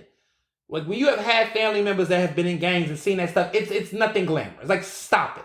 And to the people out here who think that shit is cute or sexy, stop it. Get over your pornographic, desire. Because that's really where this comes from. We got to talk about that too. The personification of black masculinity through porn. How, and this is gay porn too. Listen, this culture around, fetishizing violent black men in porn perpetuates bad stereotypes about them being gangsters, street dudes, all this stuff. This is all personified and in the most gross ways. And so when we think about how white supremacy is being passed down or is being done in that way, this is because of a subculture of what people are engaging in. If all of the porn that you're watching depicts black men in these very violent, aggressive, thuggish ways, and you know that there's a high mass of people consuming this type of adult entertainment in a fetishizing way, what makes you think that does not, their psyche switches off or switches out when they go back into the world? Because I will tell you, as a black queer man, the reason why there is so much self-hate within our community when it comes to body image, when it comes to masculinity and performance and gender expression, a lot of that is being perpetuated because of the images that we've seen be personified through porn, through nightclub life and everything else, because all those things connect the same way they do in cis het world with music videos and all those things. All of these things correlate and connect. And so it's really, so I know that I'm off on a different tangent, but I say all to say, to bring it back to full scope, when we look at the type of way that we ask Black hip hop artists and rappers to be, we present this identity for them, that there has to be this type of way of being in order to be a rapper. And that's why I miss early Kanye, because Kanye redefined that. Pharrell redefined that. Kid Cudi redefined that. Lupe Fiasco did too. There was a lot of these other rappers who was like, no, we don't have to do it that way. And even early hip hop wasn't like that. I mean, Will Smith and LL Cool J, like they all were not those dudes. So it's just kind of annoying that we have let aspects of hip hop be taken into different things. It's like the 50 Cents of the fucking world. Like there's got to be a sense where this is real.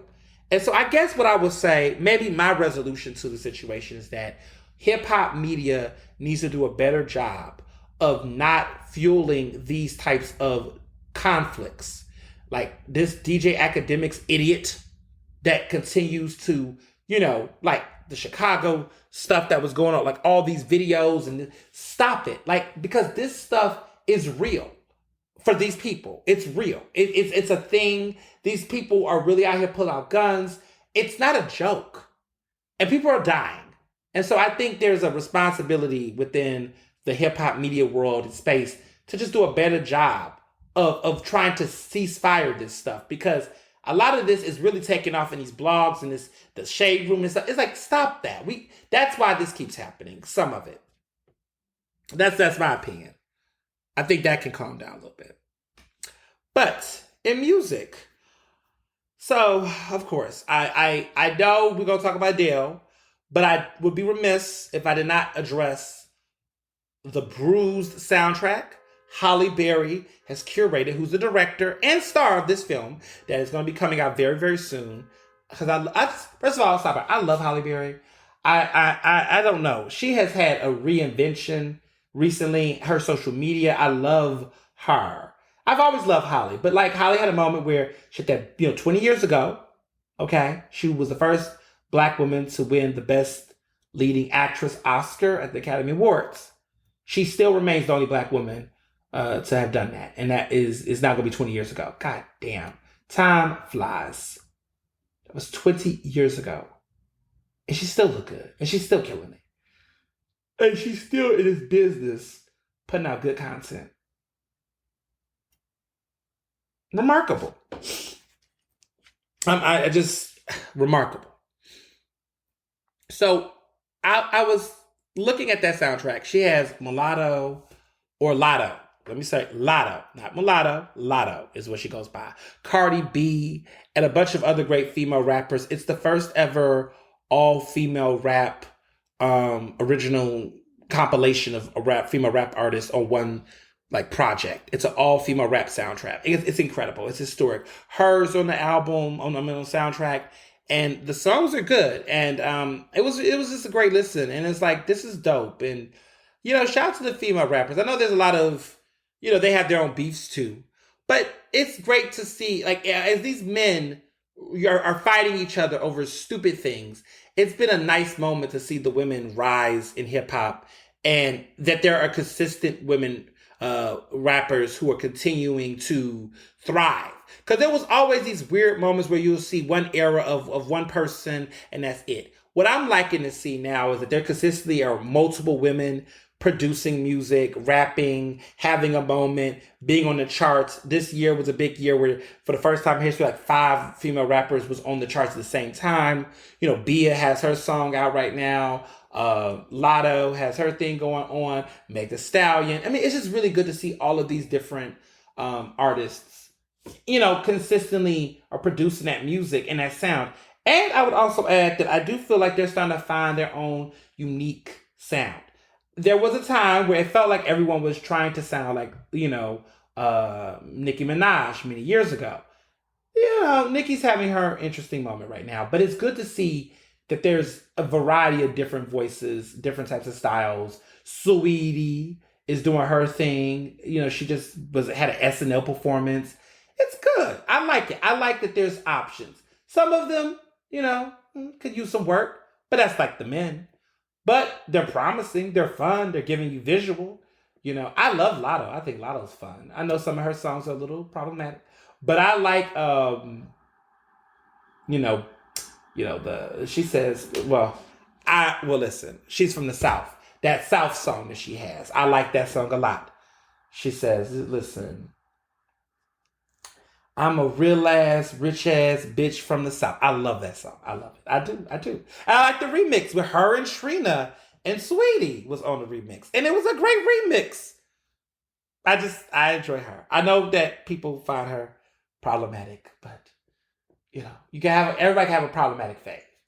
I know Big Energy was not the song or video that we all hoped for. It was a lot going on in that video. She can be forgiven. But she's given some other good songs. So, I just want to put that plug in before we talk about the masterpiece, the instant classic that has become Adele 30. Because I must say that. Adele 30. Adele 30 was a masterpiece. And I want to say this about Adele 30 before I get into the rest. I'm going to need y'all to stop making these comparisons between her and Jasmine Sullivan. I understand that Jasmine Sullivan is a great artist and Hotels is a good album. And I'm one of the people who would like to see it make an album of the year nomination. I think the case could be made for her to get nominated for album of the year. Win album of the year? I don't think so. But nominated, I definitely think there's a slot for her for that nomination, in my opinion. If it happens, it don't. If it do. But Hotels, it would be fun to see it get nominated for album of the year because it is a really good album. And she's great. I like her. I don't know why people feel like they have to compare Jasmine Sullivan to Adele. I think Adele's life experiences are very different from Jasmine Sullivan's. And the type of soul and sound and aesthetic that they do for their music is a different type of flow. Can they both sing well? Yes, absolutely. But I just hate this narrative of, you all go up for Adele, but y'all don't even listen to Jasmine. Like, that's, to me, that as somebody who writes about music and culture and, all of that stuff, those are the very basic surface level assessments that people like me can tell that you just don't. This is this basic assessment stuff. There's no real nuance. There's no clarity, no thought. And sometimes you're like, should I have the energy to unpack this? Maybe, because a lot of my listeners may also understand it. I'm very aware of Blue Eyed Soul. Trust me, I've written for years about cultural appropriation in that. There's no denying those elements. But what I will say is, in this situation, I think we act like we have not seen Black female artists in the culture have those moments. I'm sorry, Aretha Franklin is a woman who has continued to be one of the greatest singers of all time. Of all time, okay? And then, of course, there's Whitney. Aretha is the greatest singer of all time, in my opinion. Aretha Franklin is the greatest singer of all time. Of all time. And Whitney is definitely up there with her. Those two. So I don't know what people are saying when they're acting like, we've ignored the Black women. There are Black women who do get ignored. But when you're looking at Mariah, when you're looking at there are Black women who have and continue to be. I mean, Billie Holiday. I mean, we know those women. Nina Simone. We know those women. So I don't think trying to act like, to a certain extent, we wouldn't go up for certain people if they. No, we do. I just think that there's certain artists who it's maybe it's their team. Because I will say this. It is also marketing too, y'all. Adele's a great artist. But Adele listen, I wanna be very fair here. When Adele dropped 19, which was a great album, Adele looked a lot different. Adele's marketing wasn't that high. At that time, all the attention was on Amy Winehouse and Duffy. Y'all forgot about Duffy? Let's talk about Duffy. It was Duffy. Robin was kind of doing her thing, but it was Duffy and it was definitely Amy Winehouse. Adele was just there. Adele had a great voice. We liked the songs, but she wasn't given too much energy. She did win 2 Grammys for that album, but again, not too much. It was all right. It was okay. Then 21 came out. The marketing was a different level. It was a sleeper surprise hit. No one thought it was going to blow the fucking roof off. 21 was like, whoa, whoa, whoa, whoa. But see, that's because Adele had to win those Grammys in order to get that attention. Because 19 was a good album and people did like it, but people, was just, I mean, she was new and no one really knew her, but it was enough buzz, but it wasn't like that. Okay? Because, again, people was into Duffy at the time. She had a moment. And Amy Winehouse at the time was the highest of heights. So I just feel like there has to be some historical fact checking here when we talk about what was happening with certain artists and why. What y'all got to acknowledge with Jasmine Sullivan is that Jasmine Sullivan has been in the game for a while. And it was not we didn't support Jasmine Sullivan because of Adele. Stop that. What happened is that when Jasmine was first coming on the block, there was another artist, or there's a couple, right? You had Alicia Keys, who was already in her prime, but you also had Beyonce. And I'm not saying that it has to be one woman or the other, because I hate the whole pitting women against each other thing. I think really the truth is that the question becomes, it's the industry that we're doing a pigeonhole. Why is it one or the other? Why can't it be both? But oftentimes, here's why it's always the other if you want to go that route. Jasmine Sullivan came out. Jasmine Sullivan had some good music and some good songs. But at the same time, there were other artists that were doing it better. There was, Jennifer Hudson. Hello. Since people want to forget, Jennifer Hudson had that moment. That was, her solo album was great. Jennifer Hudson took up some of that space that you are trying to figure out what took up Jasmine Sullivan's spotlight. Jennifer Hudson had a moment, right? Keisha Cole was out at that time. Beyonce was out at that time, like in the R&B space. There was a lot of other prominent artists that were just getting the spotlight. Melanie Fiona was really having some shine. Context matters, people. So every time we keep bringing up the Jasmine Sullivan conversation, it's not Jasmine Sullivan every time Adele drops a fucking album. It's really what was happening in the genre in the period at that time and what continues to happen in the genre. I would argue, like now, we look at the R&B space. Jasmine Sullivan is definitely getting her roses now because there has been a clearing. Alicia Keys is burnt out. Beyonce is just definitely on another planet that no one can touch. Summer Walker is just gave us the highest selling R&B album in 2 years. So even in the genre, y'all don't go up for Jasmine Sullivan like y'all do for Summer Walker. Summer Walker got it right now. And I'm not saying someone's music is better than somebody else's music. I'm not even going to go in that conversation. But even within the genre, Summer Walker right now is that girl compared to the conversation around Jasmine Sullivan. So I don't know why you are consistently doing the lazy ass comparison between Adele and Jasmine Sullivan. That's just lazy. It's lazy. It's lazy. And to be very clear, we know we talk about the blue-eyed soul, right? There are a lot of white artists that's trying to do what Adele do and do not pop off like Adele do. Okay, Adele is really a very global phenomenon. Like, don't compare her. There are certain women, white women in music, that just have that it factor when it comes to vocals. That's Celine Dion, that's Barbara Streisand, that's Adele right now. Like those, y'all not fucking with Barbara Streisand. Y'all not fucking with Celine Dion. Okay, when Celine Dion was on, she was on. Okay, you're just not doing it with her, and you're not doing it with Adele. So this is some people you just have to say, look, if you want to talk about Taylor Swift, I like her. I like her music right now. I like her stuff. But, the girl, Mickey, Guyton, whatever she got on guitar, let's see what they would do. That could be a conversation. But we ain't gonna do that with Adele. Because Adele really is a unique case study. She is a unique force. But if you want to do comparisons, let's talk about Sam Smith. Because the moment Sam Smith dropped that second album, baby, and you ain't even seen his third album, they have not had the same. I'm sorry, they now. They use them pronouns now. They have not been as globally embraced.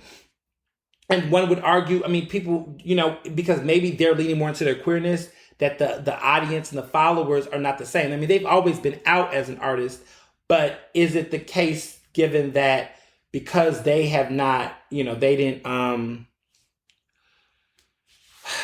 because they did not, they're going in a non-binary space and their music is becoming more queer compared to what it was prior. Is that why the fans are not there, or the same fans have not? Because that second album I thought was pretty good. I liked the second album, but it wasn't as good as the first album. But the second album was pretty good. But then they've been dropping singles ever since, and it has not gotten the same traction as the previous album, which is very interesting. So again, Blue Eye Soul comes and go. Some artists stay, some people don't. But like, don't play with, don't.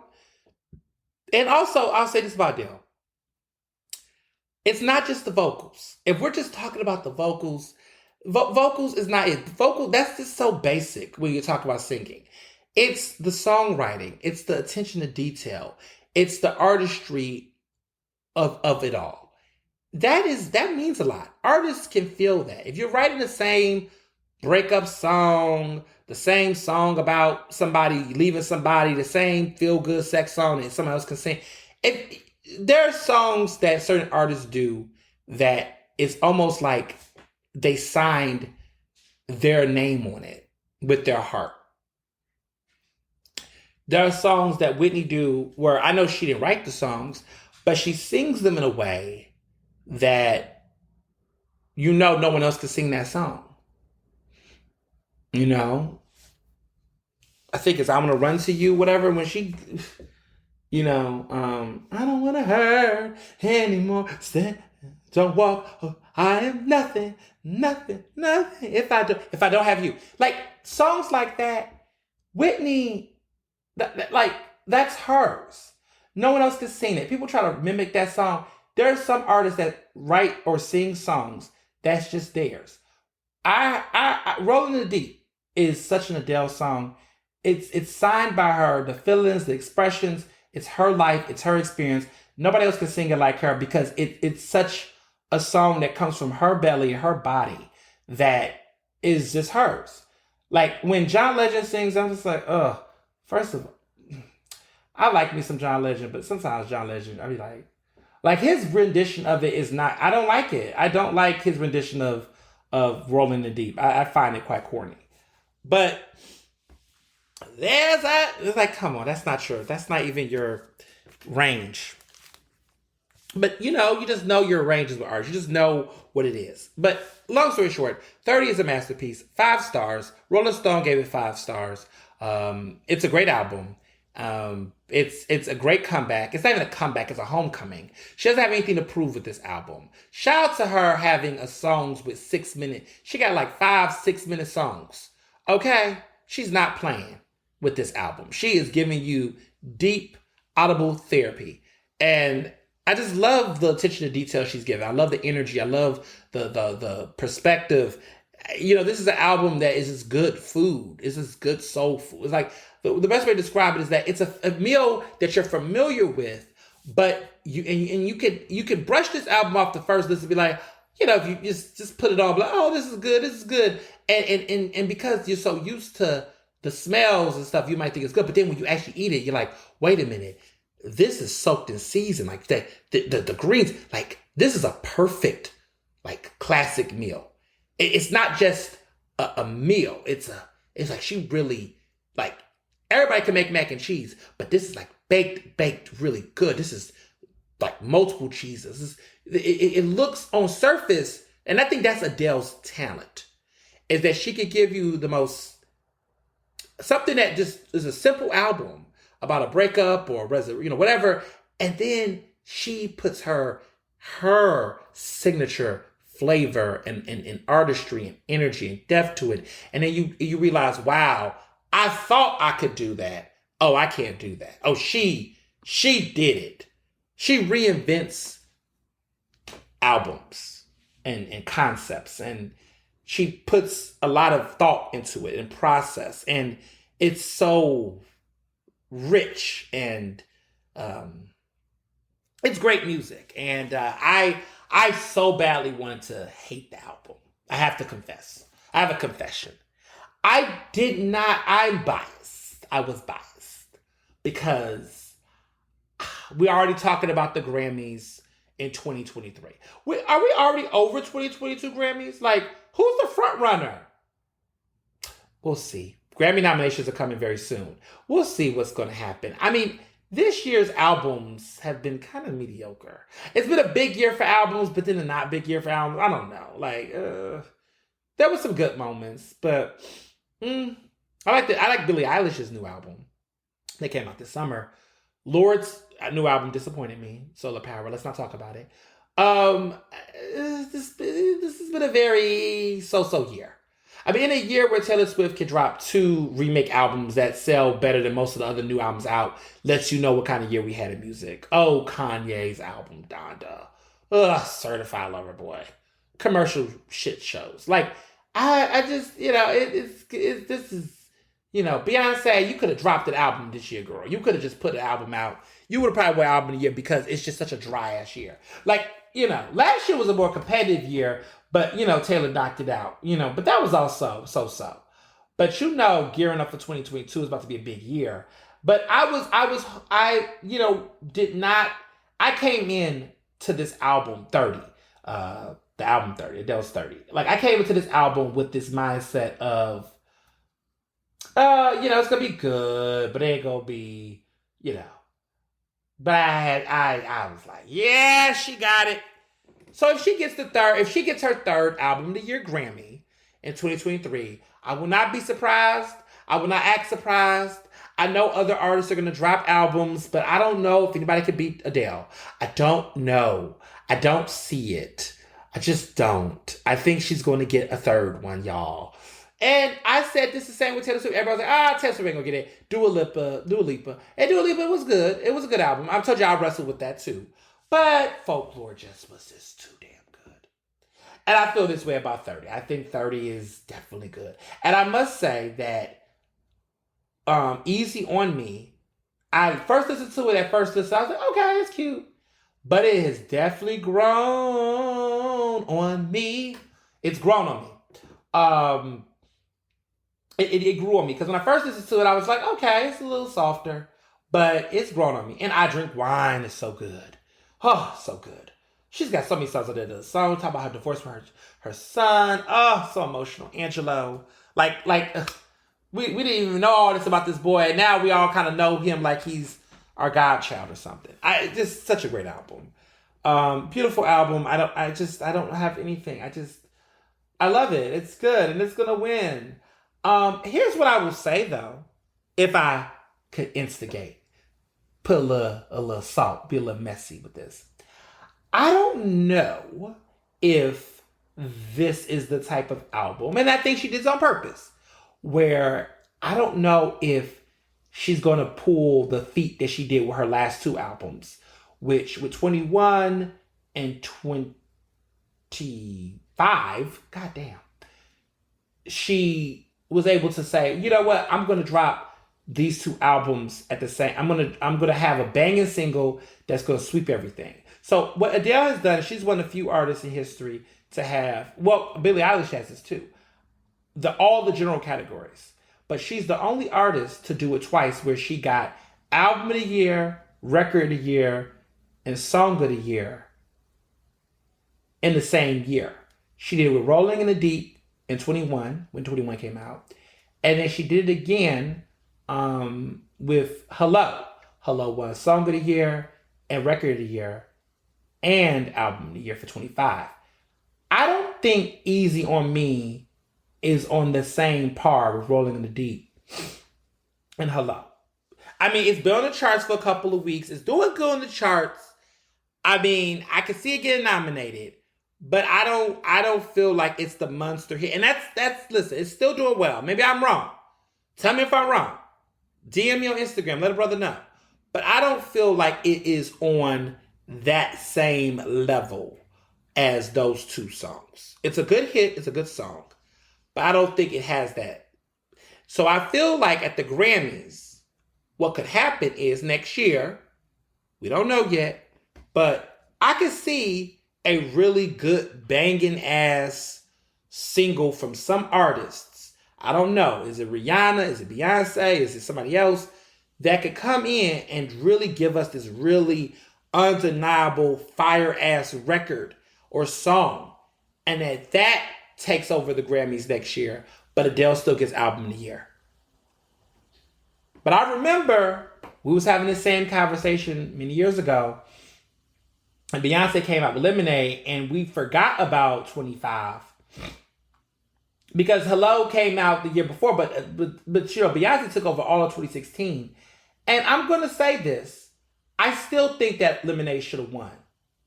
Knowing what I know now, seeing things in retrospect, I definitely still feel like Lemonade should have beat 25. But I'm going to say this fun fact too, because I don't think a lot of people know this.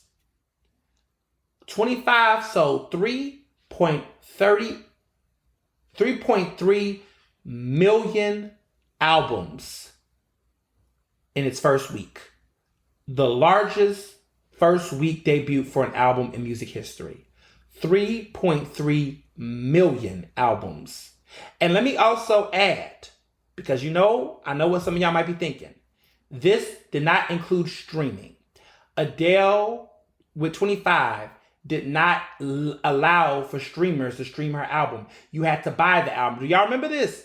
Nobody, like Beyonce did this. I believe Taylor Swift did this too. They did not allow for the album to go on streaming platforms the first couple weeks. They wanted their fans to buy it because she was big on that. She was able to sell 3.3 million albums in the first week. Adele is coming back again this week.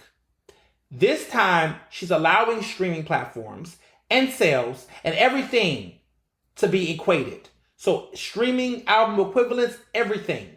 It is about to blow the fucking roof off. It's about to go down. I mean, I want to see if she's going to beat Drake. I don't know what. It's about to go down. We don't know what's going to happen. Drake has the highest selling album of the year at 653,000 units the first week. Taylor Swift is looking to have the second highest, biggest week with Red, Taylor's version, which came out the week before Adele's. I know Adele's going to surpass the million mark. It might be 2 million. We don't know. But she's already done sold 3 million. So when I remember that, I said to myself, the industry almost felt like they could not deny 25. I feel like that the industry, like, that was such a milestone in music history. Like, she blew everything up. And she did it in an era where people weren't buying albums. So they couldn't deny her that. And I think that's what sucks. But it is what it is. So I wouldn't be surprised if Adele gets Album of the Year in 2023. We'll see. All right. Now for the moment you all have been waiting for. I want to talk about this. Rolling Stone magazine. So I made a surprise debut splash. What was supposed to happen was, I'm going to tell you this. My print debut, which is going to be in December issue of Rolling Stone magazine, which has Adele on the front cover, that was supposed to, the story that is in that magazine was supposed to be my big debut. Something happened this week, as you all probably read, in that story, that I ended up going to the editor-in-chief of the Rolling Stone, which is kind of cool, right? I'm just like, oh yeah, Noah and I talk. We talked, and I said, hey, this is going on. And he was like, you should write about it for us. I was like, what? He says, yeah, like, write about it. We want to get it out soon. I was like, oh, damn. This is coming out now? Oh, shit. Okay. Wow. Whoa. So I got into writing mode, and the piece came out online, and it became the most read piece on the Rolling Stones website this weekend. Thank you all so much for reading, for sharing, for pushing this.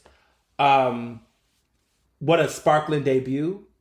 I just want y'all to know that this was not the plan, and the plan changed, and it was a shakeup. So you are going to be reading a lot more from me, of course, at Rolling Stone, but like also I have the Prince story that's out, that's going to be in the magazine coming up right after Thanksgiving, and that's going to also be online. So I just can't wait to like share this moment. But like, listen, this is a lot, and I just want to say thank you all, just for proving consistently that my readership, my following, can translate and transfer to various platforms. That it's not just a Philadelphia space, it's a national space, international space, that it could go from politics to pop culture to different things. And you all continue to confirm and verify and validate the expansion of my imagination as a journalist and as a media mogul. And I'm very grateful for that. And I just want to thank y'all for that. And it was just a surprise. I just was like, whoa. I mean, it kind of happened quickly. I mean, it was in the DMs, and then we talked on the phone, and I was just writing and drafting it together, and then it came out Saturday, and we didn't know what was going to happen, if it was going to get received because of all the stuff going on with Kyle Rittenhouse, but it did, and you all really rock with it. So thank y'all so much for just continuing to tell people that this type of work and supporting this Black journalism. So thank you. The story and the piece, because I know that's what you all are here for. And I have some thoughts about it because, of course, writing the piece versus what happens behind the scenes, what else was going on. Let me explain this to y'all. Y'all know I like to follow the Oscars race. I love the Oscars. I love the Academy Awards. I love film. I'm obsessed. This year's Oscar race, we'll be talking more about it as the show, as the season, continues to progress, because, it's that time of the year, and, you're starting to watch movies, with your family. I have some stuff to say about another movie. We got some stuff to talk about. This situation with the House of Gucci, this film starring, Lady Gaga, Jared Leto, Al Pacino, Adam Driver, Jeremy Irons, Salma Hayek. I mean, this is a star-studded ass film. And then, of course, there's this film called Spencer that came out a couple of weeks ago, starring Kristen Stewart as Princess Diana. Which I must say, there's been a lot of Princess Diana films and stuff coming out. There's a musical called Diana the Musical, which we'll talk about. But there's also The Crown, with Emma Corrin played her and won some awards. I mean, Princess Diana season, I don't know if it's been 25 years, but the royal family, all of this has gotten, this is like the time, this is like peak Princess Diana. Like, I guess everybody just was like, I mean, like, let's be clear. Like, in the past, there was a Princess Diana movie, but none of those movies really got traction. For whatever reason, this year is the year where we just want to watch a lot of Princess Diana. It reminds me of, like, we're also dealing with that with Aretha. Like, there's a lot of Aretha movies and things coming out right now. There's an era where there's a lot of people doing remakes and playing different people. There was a weird era where there was a lot of Truman Capote like films and characters. The Malcolm X, there's a lot of reinventions of Malcolm X coming out in movies and TV right now. But they're just interesting, like how there's different eras and characters that resurface and people want to play them all over again. So it's quite interesting.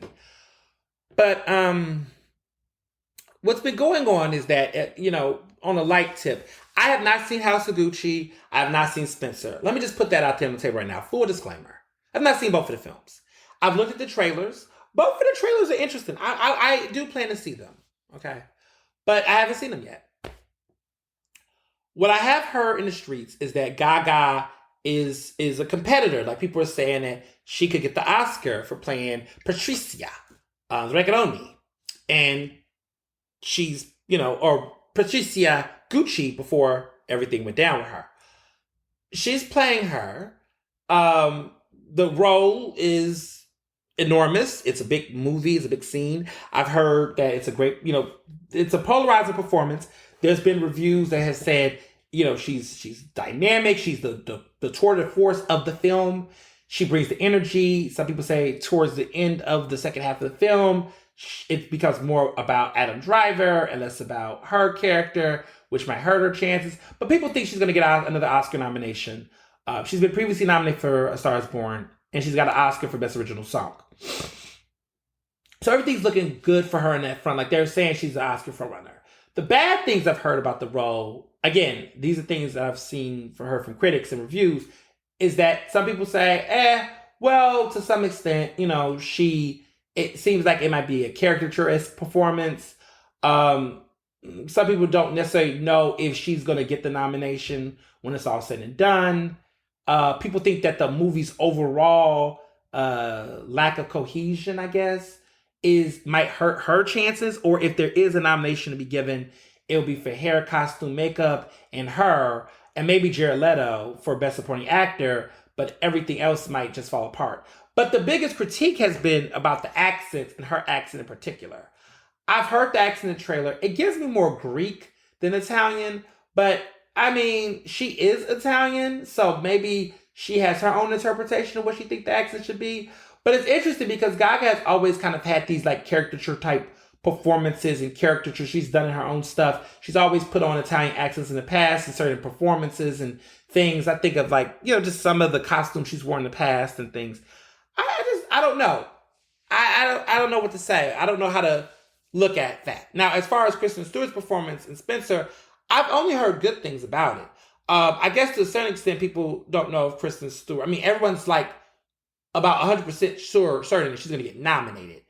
And people say that she's the front runner for the Oscar, and that it's really hers to lose than Gaga's to lose more so. But they're saying Gaga entering the race, is she the threat to Kristen Stewart?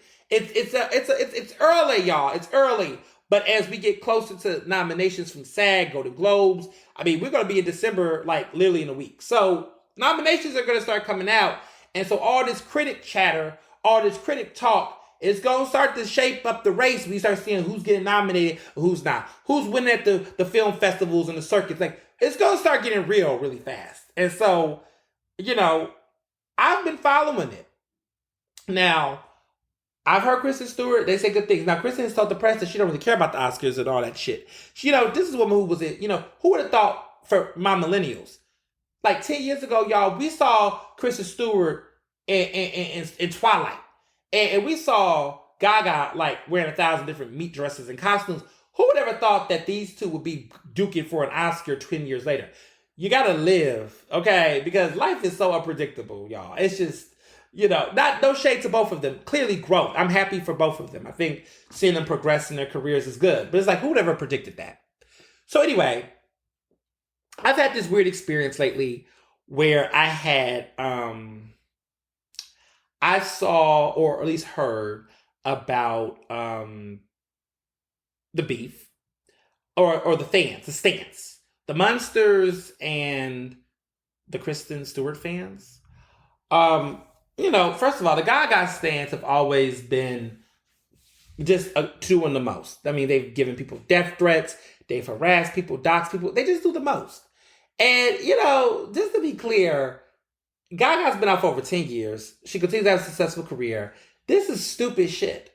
Like, this is stupid. This is dumb. Like, this is childish. Like, this to be a stan, any stan, like, when you're doing it in such grotesque, violent, disgusting way, like, get a fucking life. Like, seriously.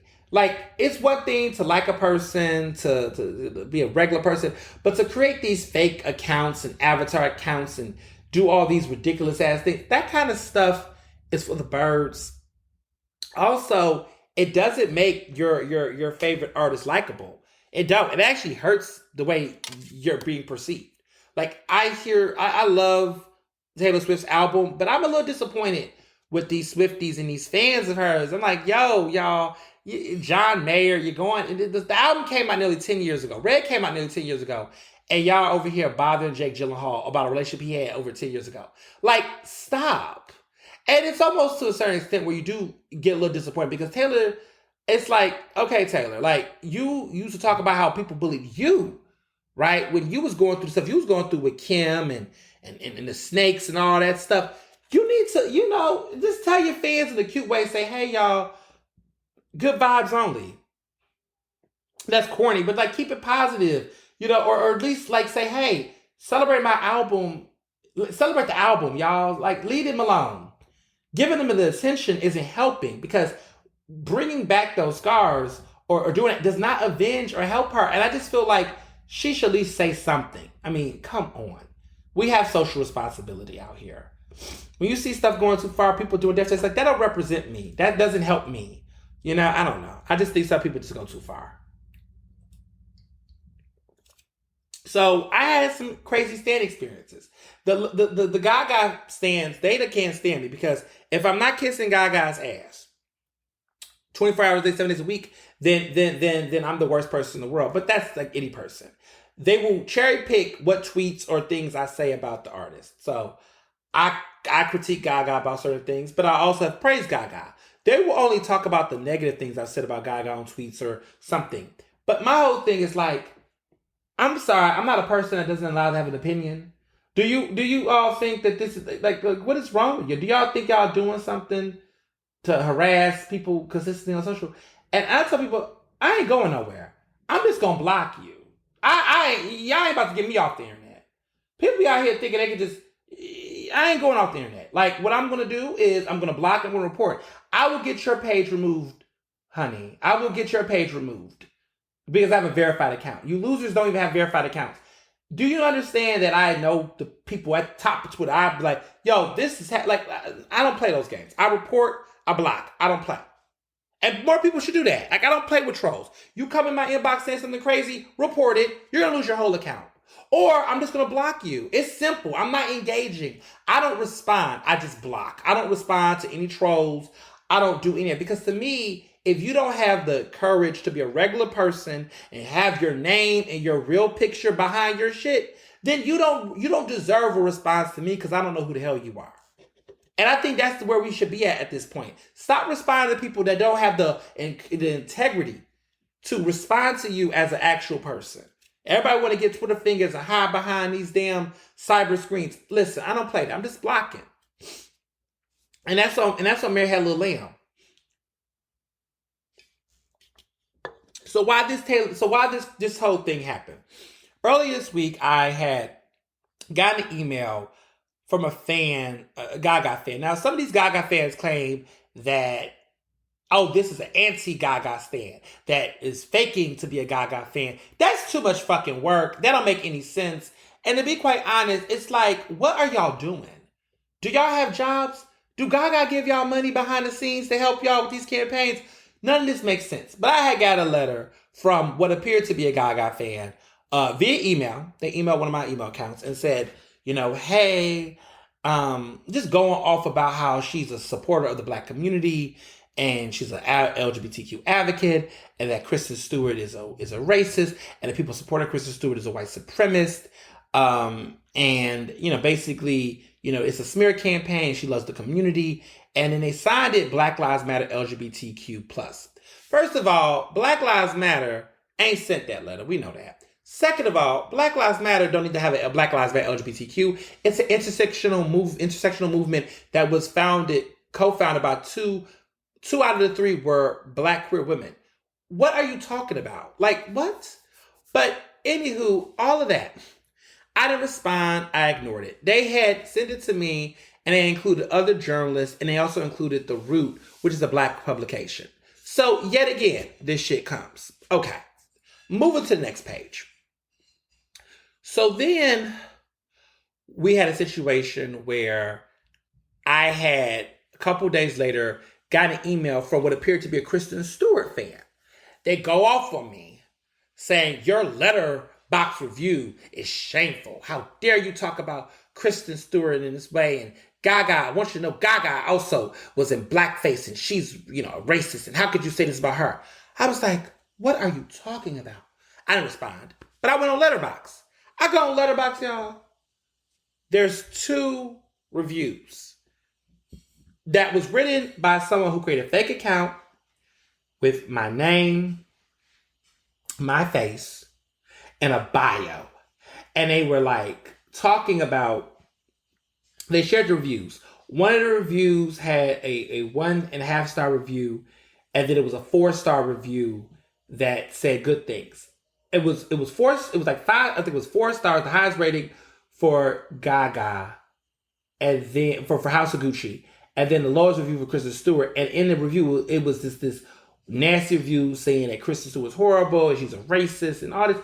I said, so y'all gonna turn around and gonna create a fake account online, try to get me with me making reviews to push your narrative. And I just said to myself, this shit ain't going too far. So I had contacted the editor-in-chief at Rolling Stone, of course. Told him, I said, hey, this was going on. You know, I was about to put it on Twitter. Well, actually, so the crazy part was I put it as a thread on Twitter. And then I sent it to him. He looked at it. He was like, whoa, whoa, whoa, whoa, whoa. Like, this is a story. And I took my thread down because it's like he didn't want it to bleed out to the public. Because, you know, if you put it out there, it becomes tips. It's like tipping off the media. So I took the thread down, wrote the piece. And of course, the piece has now become the most read piece this weekend. It's trending #1 on the Rolling Stones website. That's a big deal. It was shocking. I was like, wow, this is happening. I can't believe it. And it's been such a great moment. And I'm like, wow, you know? But at the same time, I'm like, damn, these Oscar races are wild. Like, these stands are wild. And of course, they was trolling in their feelings, salty, mad, trying to say, oh, this article is anti-Gaga. I was like, man, shit. Listen, all I'm going to say about it, before I get into my other thoughts about some other things, just be regular. Just be normal people. Just be people that have some sense of decency. Act like you got some goddamn sense. That's all I'm saying. This is not going to help Gaga get an Oscar. This is not the VMAs. It's not fan generated. Critics are critics. They like what they like. They like what they don't like. I haven't even seen the movie, but y'all have turned me, you Gaga stands listening, y'all have annoyed me so fucking much that I'm going to watch this movie and I'm going to really have to like watch it. And I'm going to watch it anyway, but I'm going to like have to watch it and just really hope in my mind that it's as good as you claim it is. Because if it's not as good as you say it is, I'm going to say it isn't as good as you say it is. But harassing critics, creating fake reviews, bullying people that are not giving you 5-star reviews is not going to help her. It's not. And 9 times out of 10, she may not even get the nomination at this point if you all keep fucking with every critic and every member of the Academy that might low-key would have been rooted for, but is now so over you all and your antics. It's not cool. It's ridiculous. Oh, goodness gracious. First world problems. But that's all I say. I look forward to seeing the films, begrudgingly, but still looking forward to seeing them. Now, I saw some interesting movies this weekend. Let me just start by saying this. The New York Times put out a movie review, a Broadway review of Diana the musical. Now, this is, yes, the Princess Diana musical that was off Broadway because of the pandemic. Got back on, I guess off Broadway, on Broadway now. It's live, and the critic did a review. Oh goodness, it was a slamming review against it. It was not a good review. He said that this was exploitative, tasteless. The musical was messy, all of that. Well, one little detail he added was that they had put a filmed version of the musical on Netflix before it made its New York run. And so I was like, I can watch this without going on the Broadway show. So I went to Netflix and found Diana, the musical. Yes, the Princess Diana, they have a musical. I watched it. Y'all, oh my God. Okay, so I agree with the critic. He says it's very exploitative. It is a little messy, but it's camp. I think y'all should watch it. It's bad, but good in a bad way. I can't describe it. It's very campy, but it's a fun musical. I mean, it's lively, and they don't hold no punches. They got a song called "The Fuck It Dress." and that was the dress Princess Diana wore right before the prince went public about his affairs and adultery and shit. And before the announcement, she went to that show. I mean, they talk about everything. I mean, Camille is a character. She's a hater. And Princess Diana is singing to her, telling her how she was the side woman and she ain't the wife, and how she was a side piece. And oh, it's juicy. It's a juicy musical. It is fun. I enjoyed it. I thought it was fun. I mean, I don't know if it's a little, I guess it's tasteless. I don't know. You watch it for yourself. But I thought it was worth it. And listen, it spares you from going to see the Broadway show. It's on Netflix, Diana, the musical. And it was interesting watch. I had fun watching it. Okay. I also got to watch King Richard, which is on HBO Max till December 19th. So if you can't, it ain't just gonna be sitting there, y'all. Y'all need to go ahead and watch it because you're not gonna put it in theaters. It's in theaters. It's in theaters now, and it was. Let me say this: it would have been worth watching in the movie theater. And that "Be Alive" by Beyonce, definitely best original song Oscar contender in my book. I think Beyonce might finally get an Oscar. Praise God. She might get it for best original song for this song "Be Alive" off of King Richard. I think the movie was good. I like it. Good movie, great movie, and a feel-good movie. And after everything that happened with Kyle Rittenhouse this week and all this shit, it just felt good to see Black people win. And it was just a great. It filled my spirit. It made me feel good. I just was like, I wanted to watch this. I wanted to feel it. It lifts your spirit. It's a good film. And sometimes we don't get enough of those good films for the Oscars because they're always giving us heavy drama or tragedy or death. But this is just one of those films, and I know I'm going to say this movie, and I know y'all going to say, and I hear you, but it gives me that Green Book energy. Not like Green Book, but Green Book energy. And the Oscars have a funny pattern of they will award really dramatic, over-the-top Odyssey films. Lord of the Rings, The Return of the King, Titanic, stuff like that. But then they will have these moments where they will give it to these very lighthearted, sentimental films, like Green Book, which, but King Richard fits that. It gives me best picture energy. I do know there's a movie called Belfort that I need to watch that people have been talking about. Everybody keeps praising it. Judi Dench is in it. Dame Judi Dench.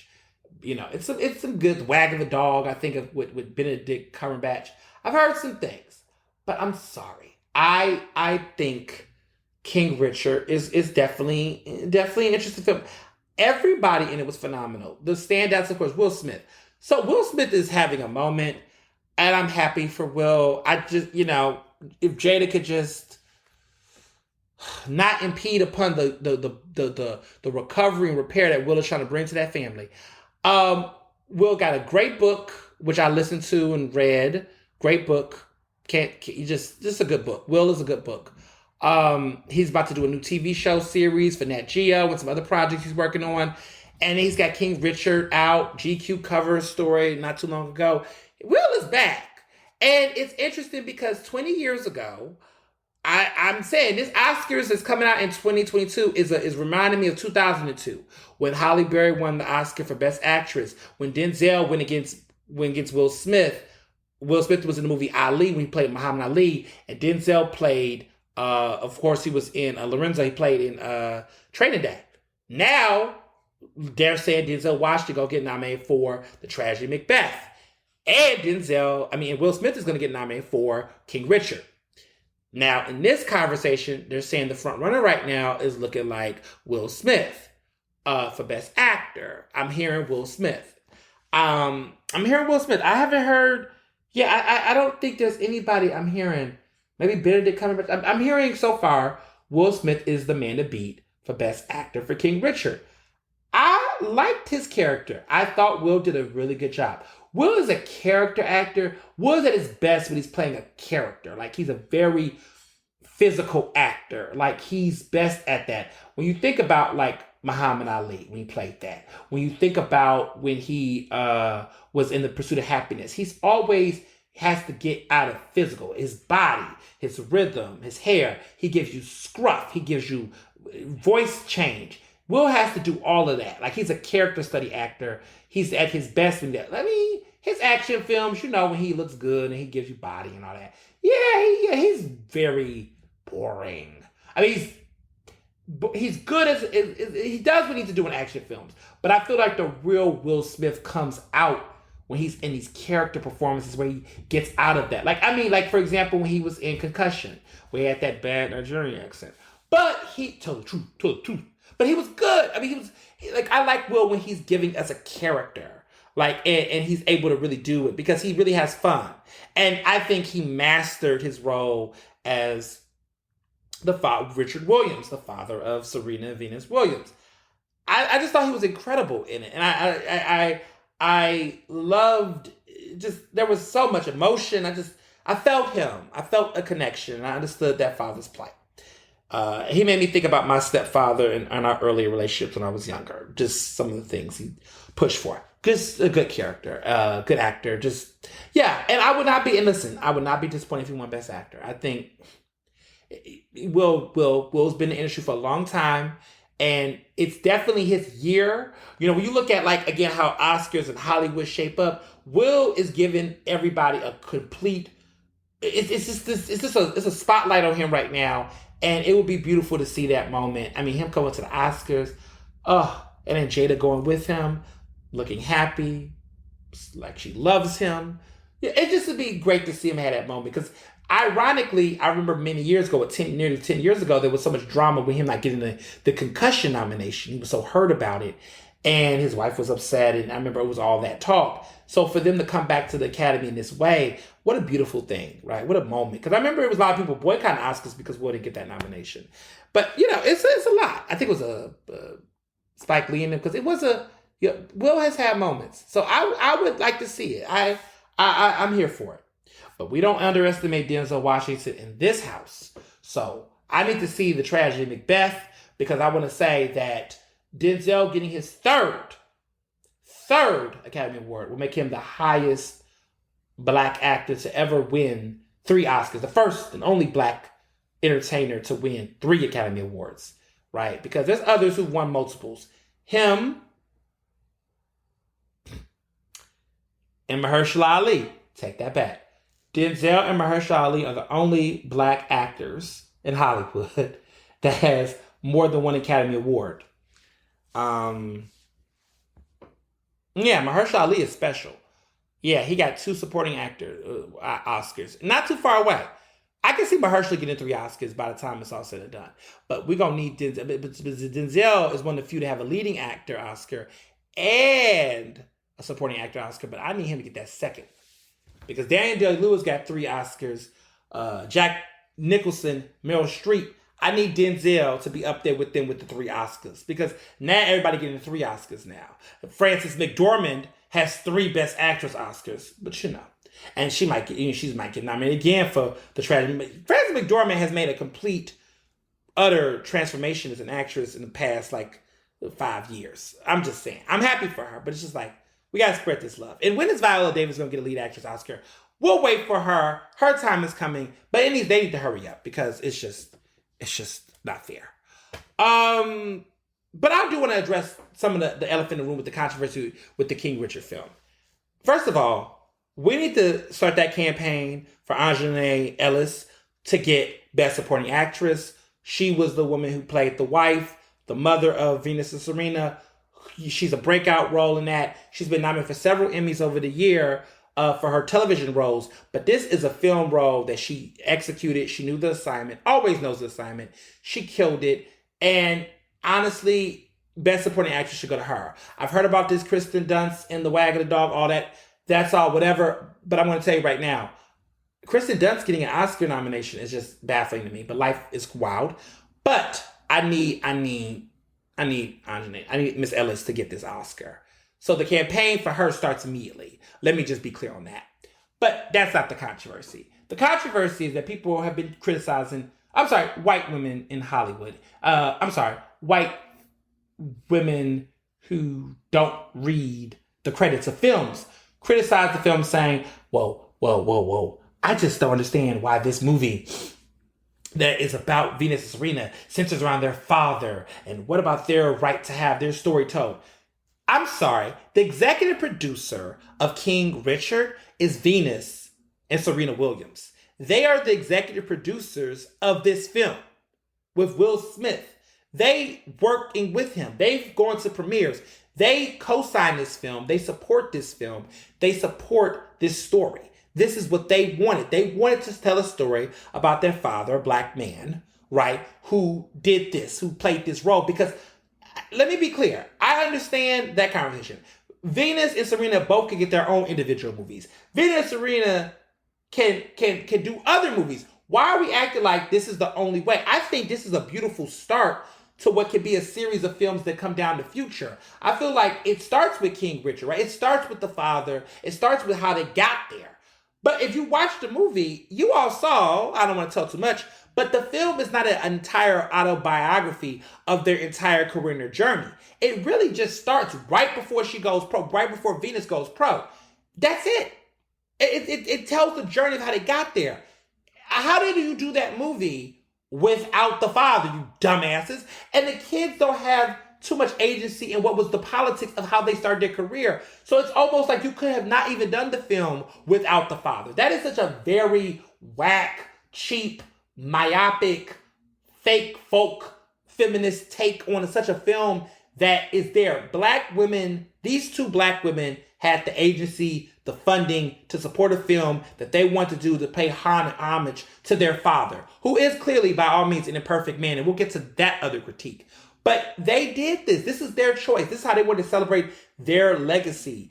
And I think that's beautiful. And how many celebrities or people are able to support their own stories, how they want them to be told. You know how many people have movies and documentaries out about them where they're like, I have no agency over that Janet Jackson one I told you all about that I was cut out of. Ha ha ha. Yeah, people don't get agency to tell their stories.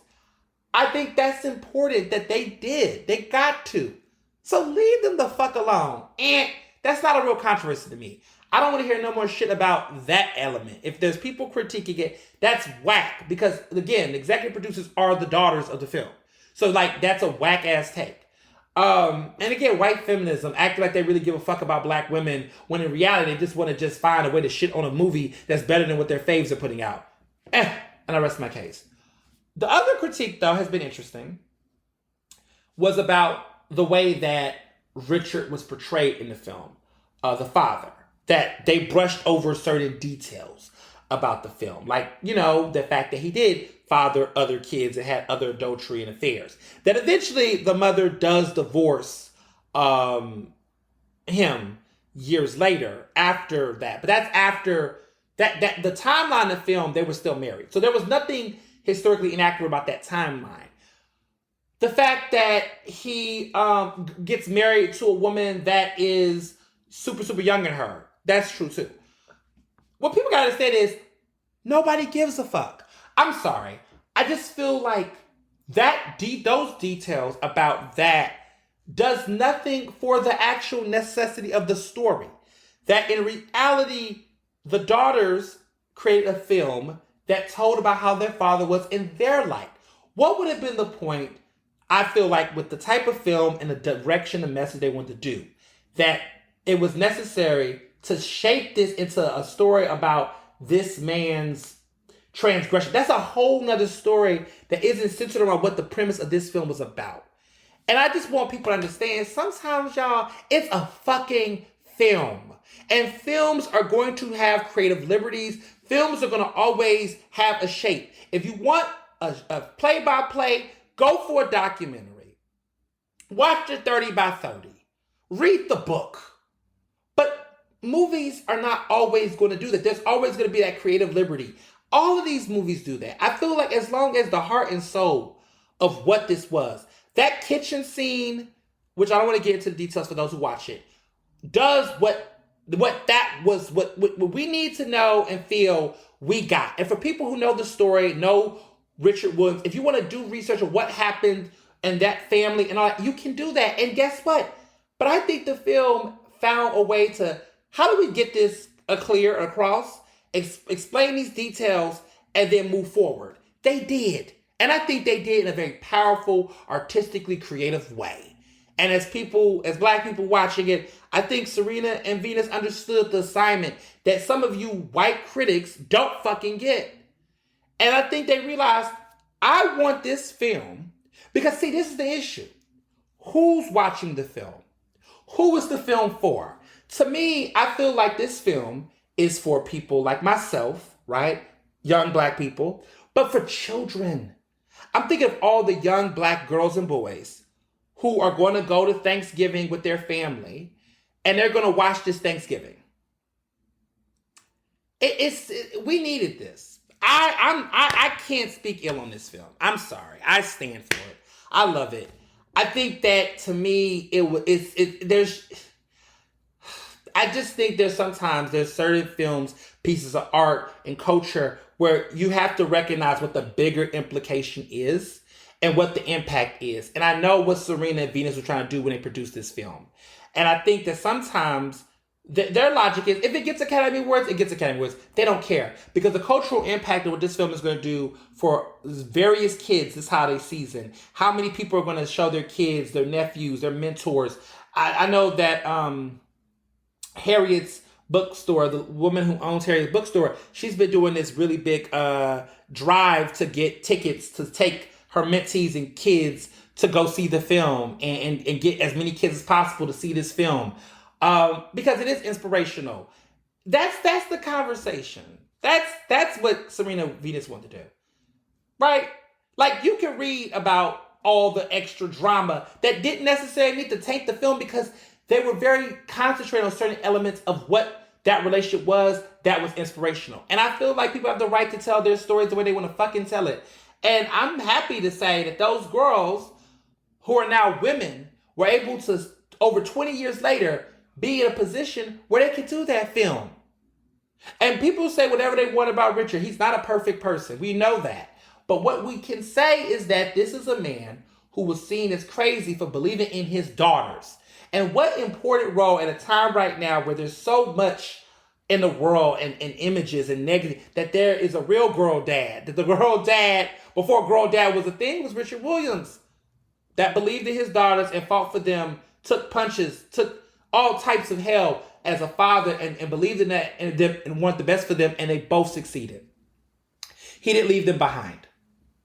It was a beautiful story. And I just love the movie. Love the movie. Highly recommend it. My favorite movie of the year, I think. I haven't seen everything else, but so far, my favorite movie of the year. And I love that Beyonce song. I think it is great. So, wrapping up, because it's been a week. Thanksgiving is next week. I'm excited about it. I'm staying in Philly. I'm having a Friendsgiving situation with some loved ones and some friends. I am having Miss Dawn cater. Y'all know I love me, Miss Dawn. Details about Miss Dawn. Her catering is phenomenal. Shameless plug. You know, my husband, Mr. Johnson. Bartender Barry, as many of you all know. He is doing his incredible cocktail series that he started off launching during the pandemic last year. That was super successful. He's bringing it back this year during Black Friday. Go to bartenderberry.com. Get on that newsletter, and he is selling them. He can do deliveries and drop-offs to people who want to purchase them, and of course in the Philadelphia area. But he is doing his signature Candy Cane Cosmo, which was the biggest seller last year. He's bringing it back, and he's doing a drink called the Gold Digger, which includes, I believe, Uncle Nearest, and it's a really popular drink. For those who's the PBJ Gala, it's that cocktail. He is putting that on the roster next to the Candy Cosmo, which is one of my favorite cocktails of all time he's made. I had a sip of it this week. It was so good. So I'm super excited about that. And a lot of people was like asking, where can we go? Where can we go to support it or get our kits and stuff? So yes, it is going to be the sales start Black Friday, which is next Friday. Go to bartenderberry.com. You better place your order, get your stuff. Get ready, because it's going to be a good time.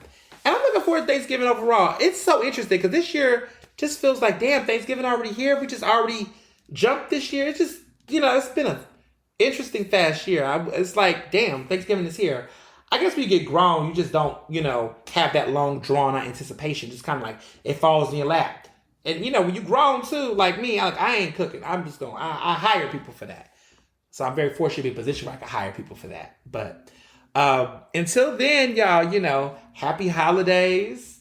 Mariah, all I want for Christmas is you. Starting to play that a little bit more. Starting to feel a little bit like that. Get your flu shots, your booster shots. And until then, as always, be best. Earnestly Speaking is recorded in Philadelphia, Pennsylvania, and can be found on Apple Podcasts, Google Podcasts, Spotify, and SoundCloud. To stay up to date with the latest on the show, follow me on Facebook, Twitter, and Instagram at Mr. Ernest Owens. Use the hashtag Earnestly Speaking to tell me what you thought about this episode, and check out my website at ernestowens.com.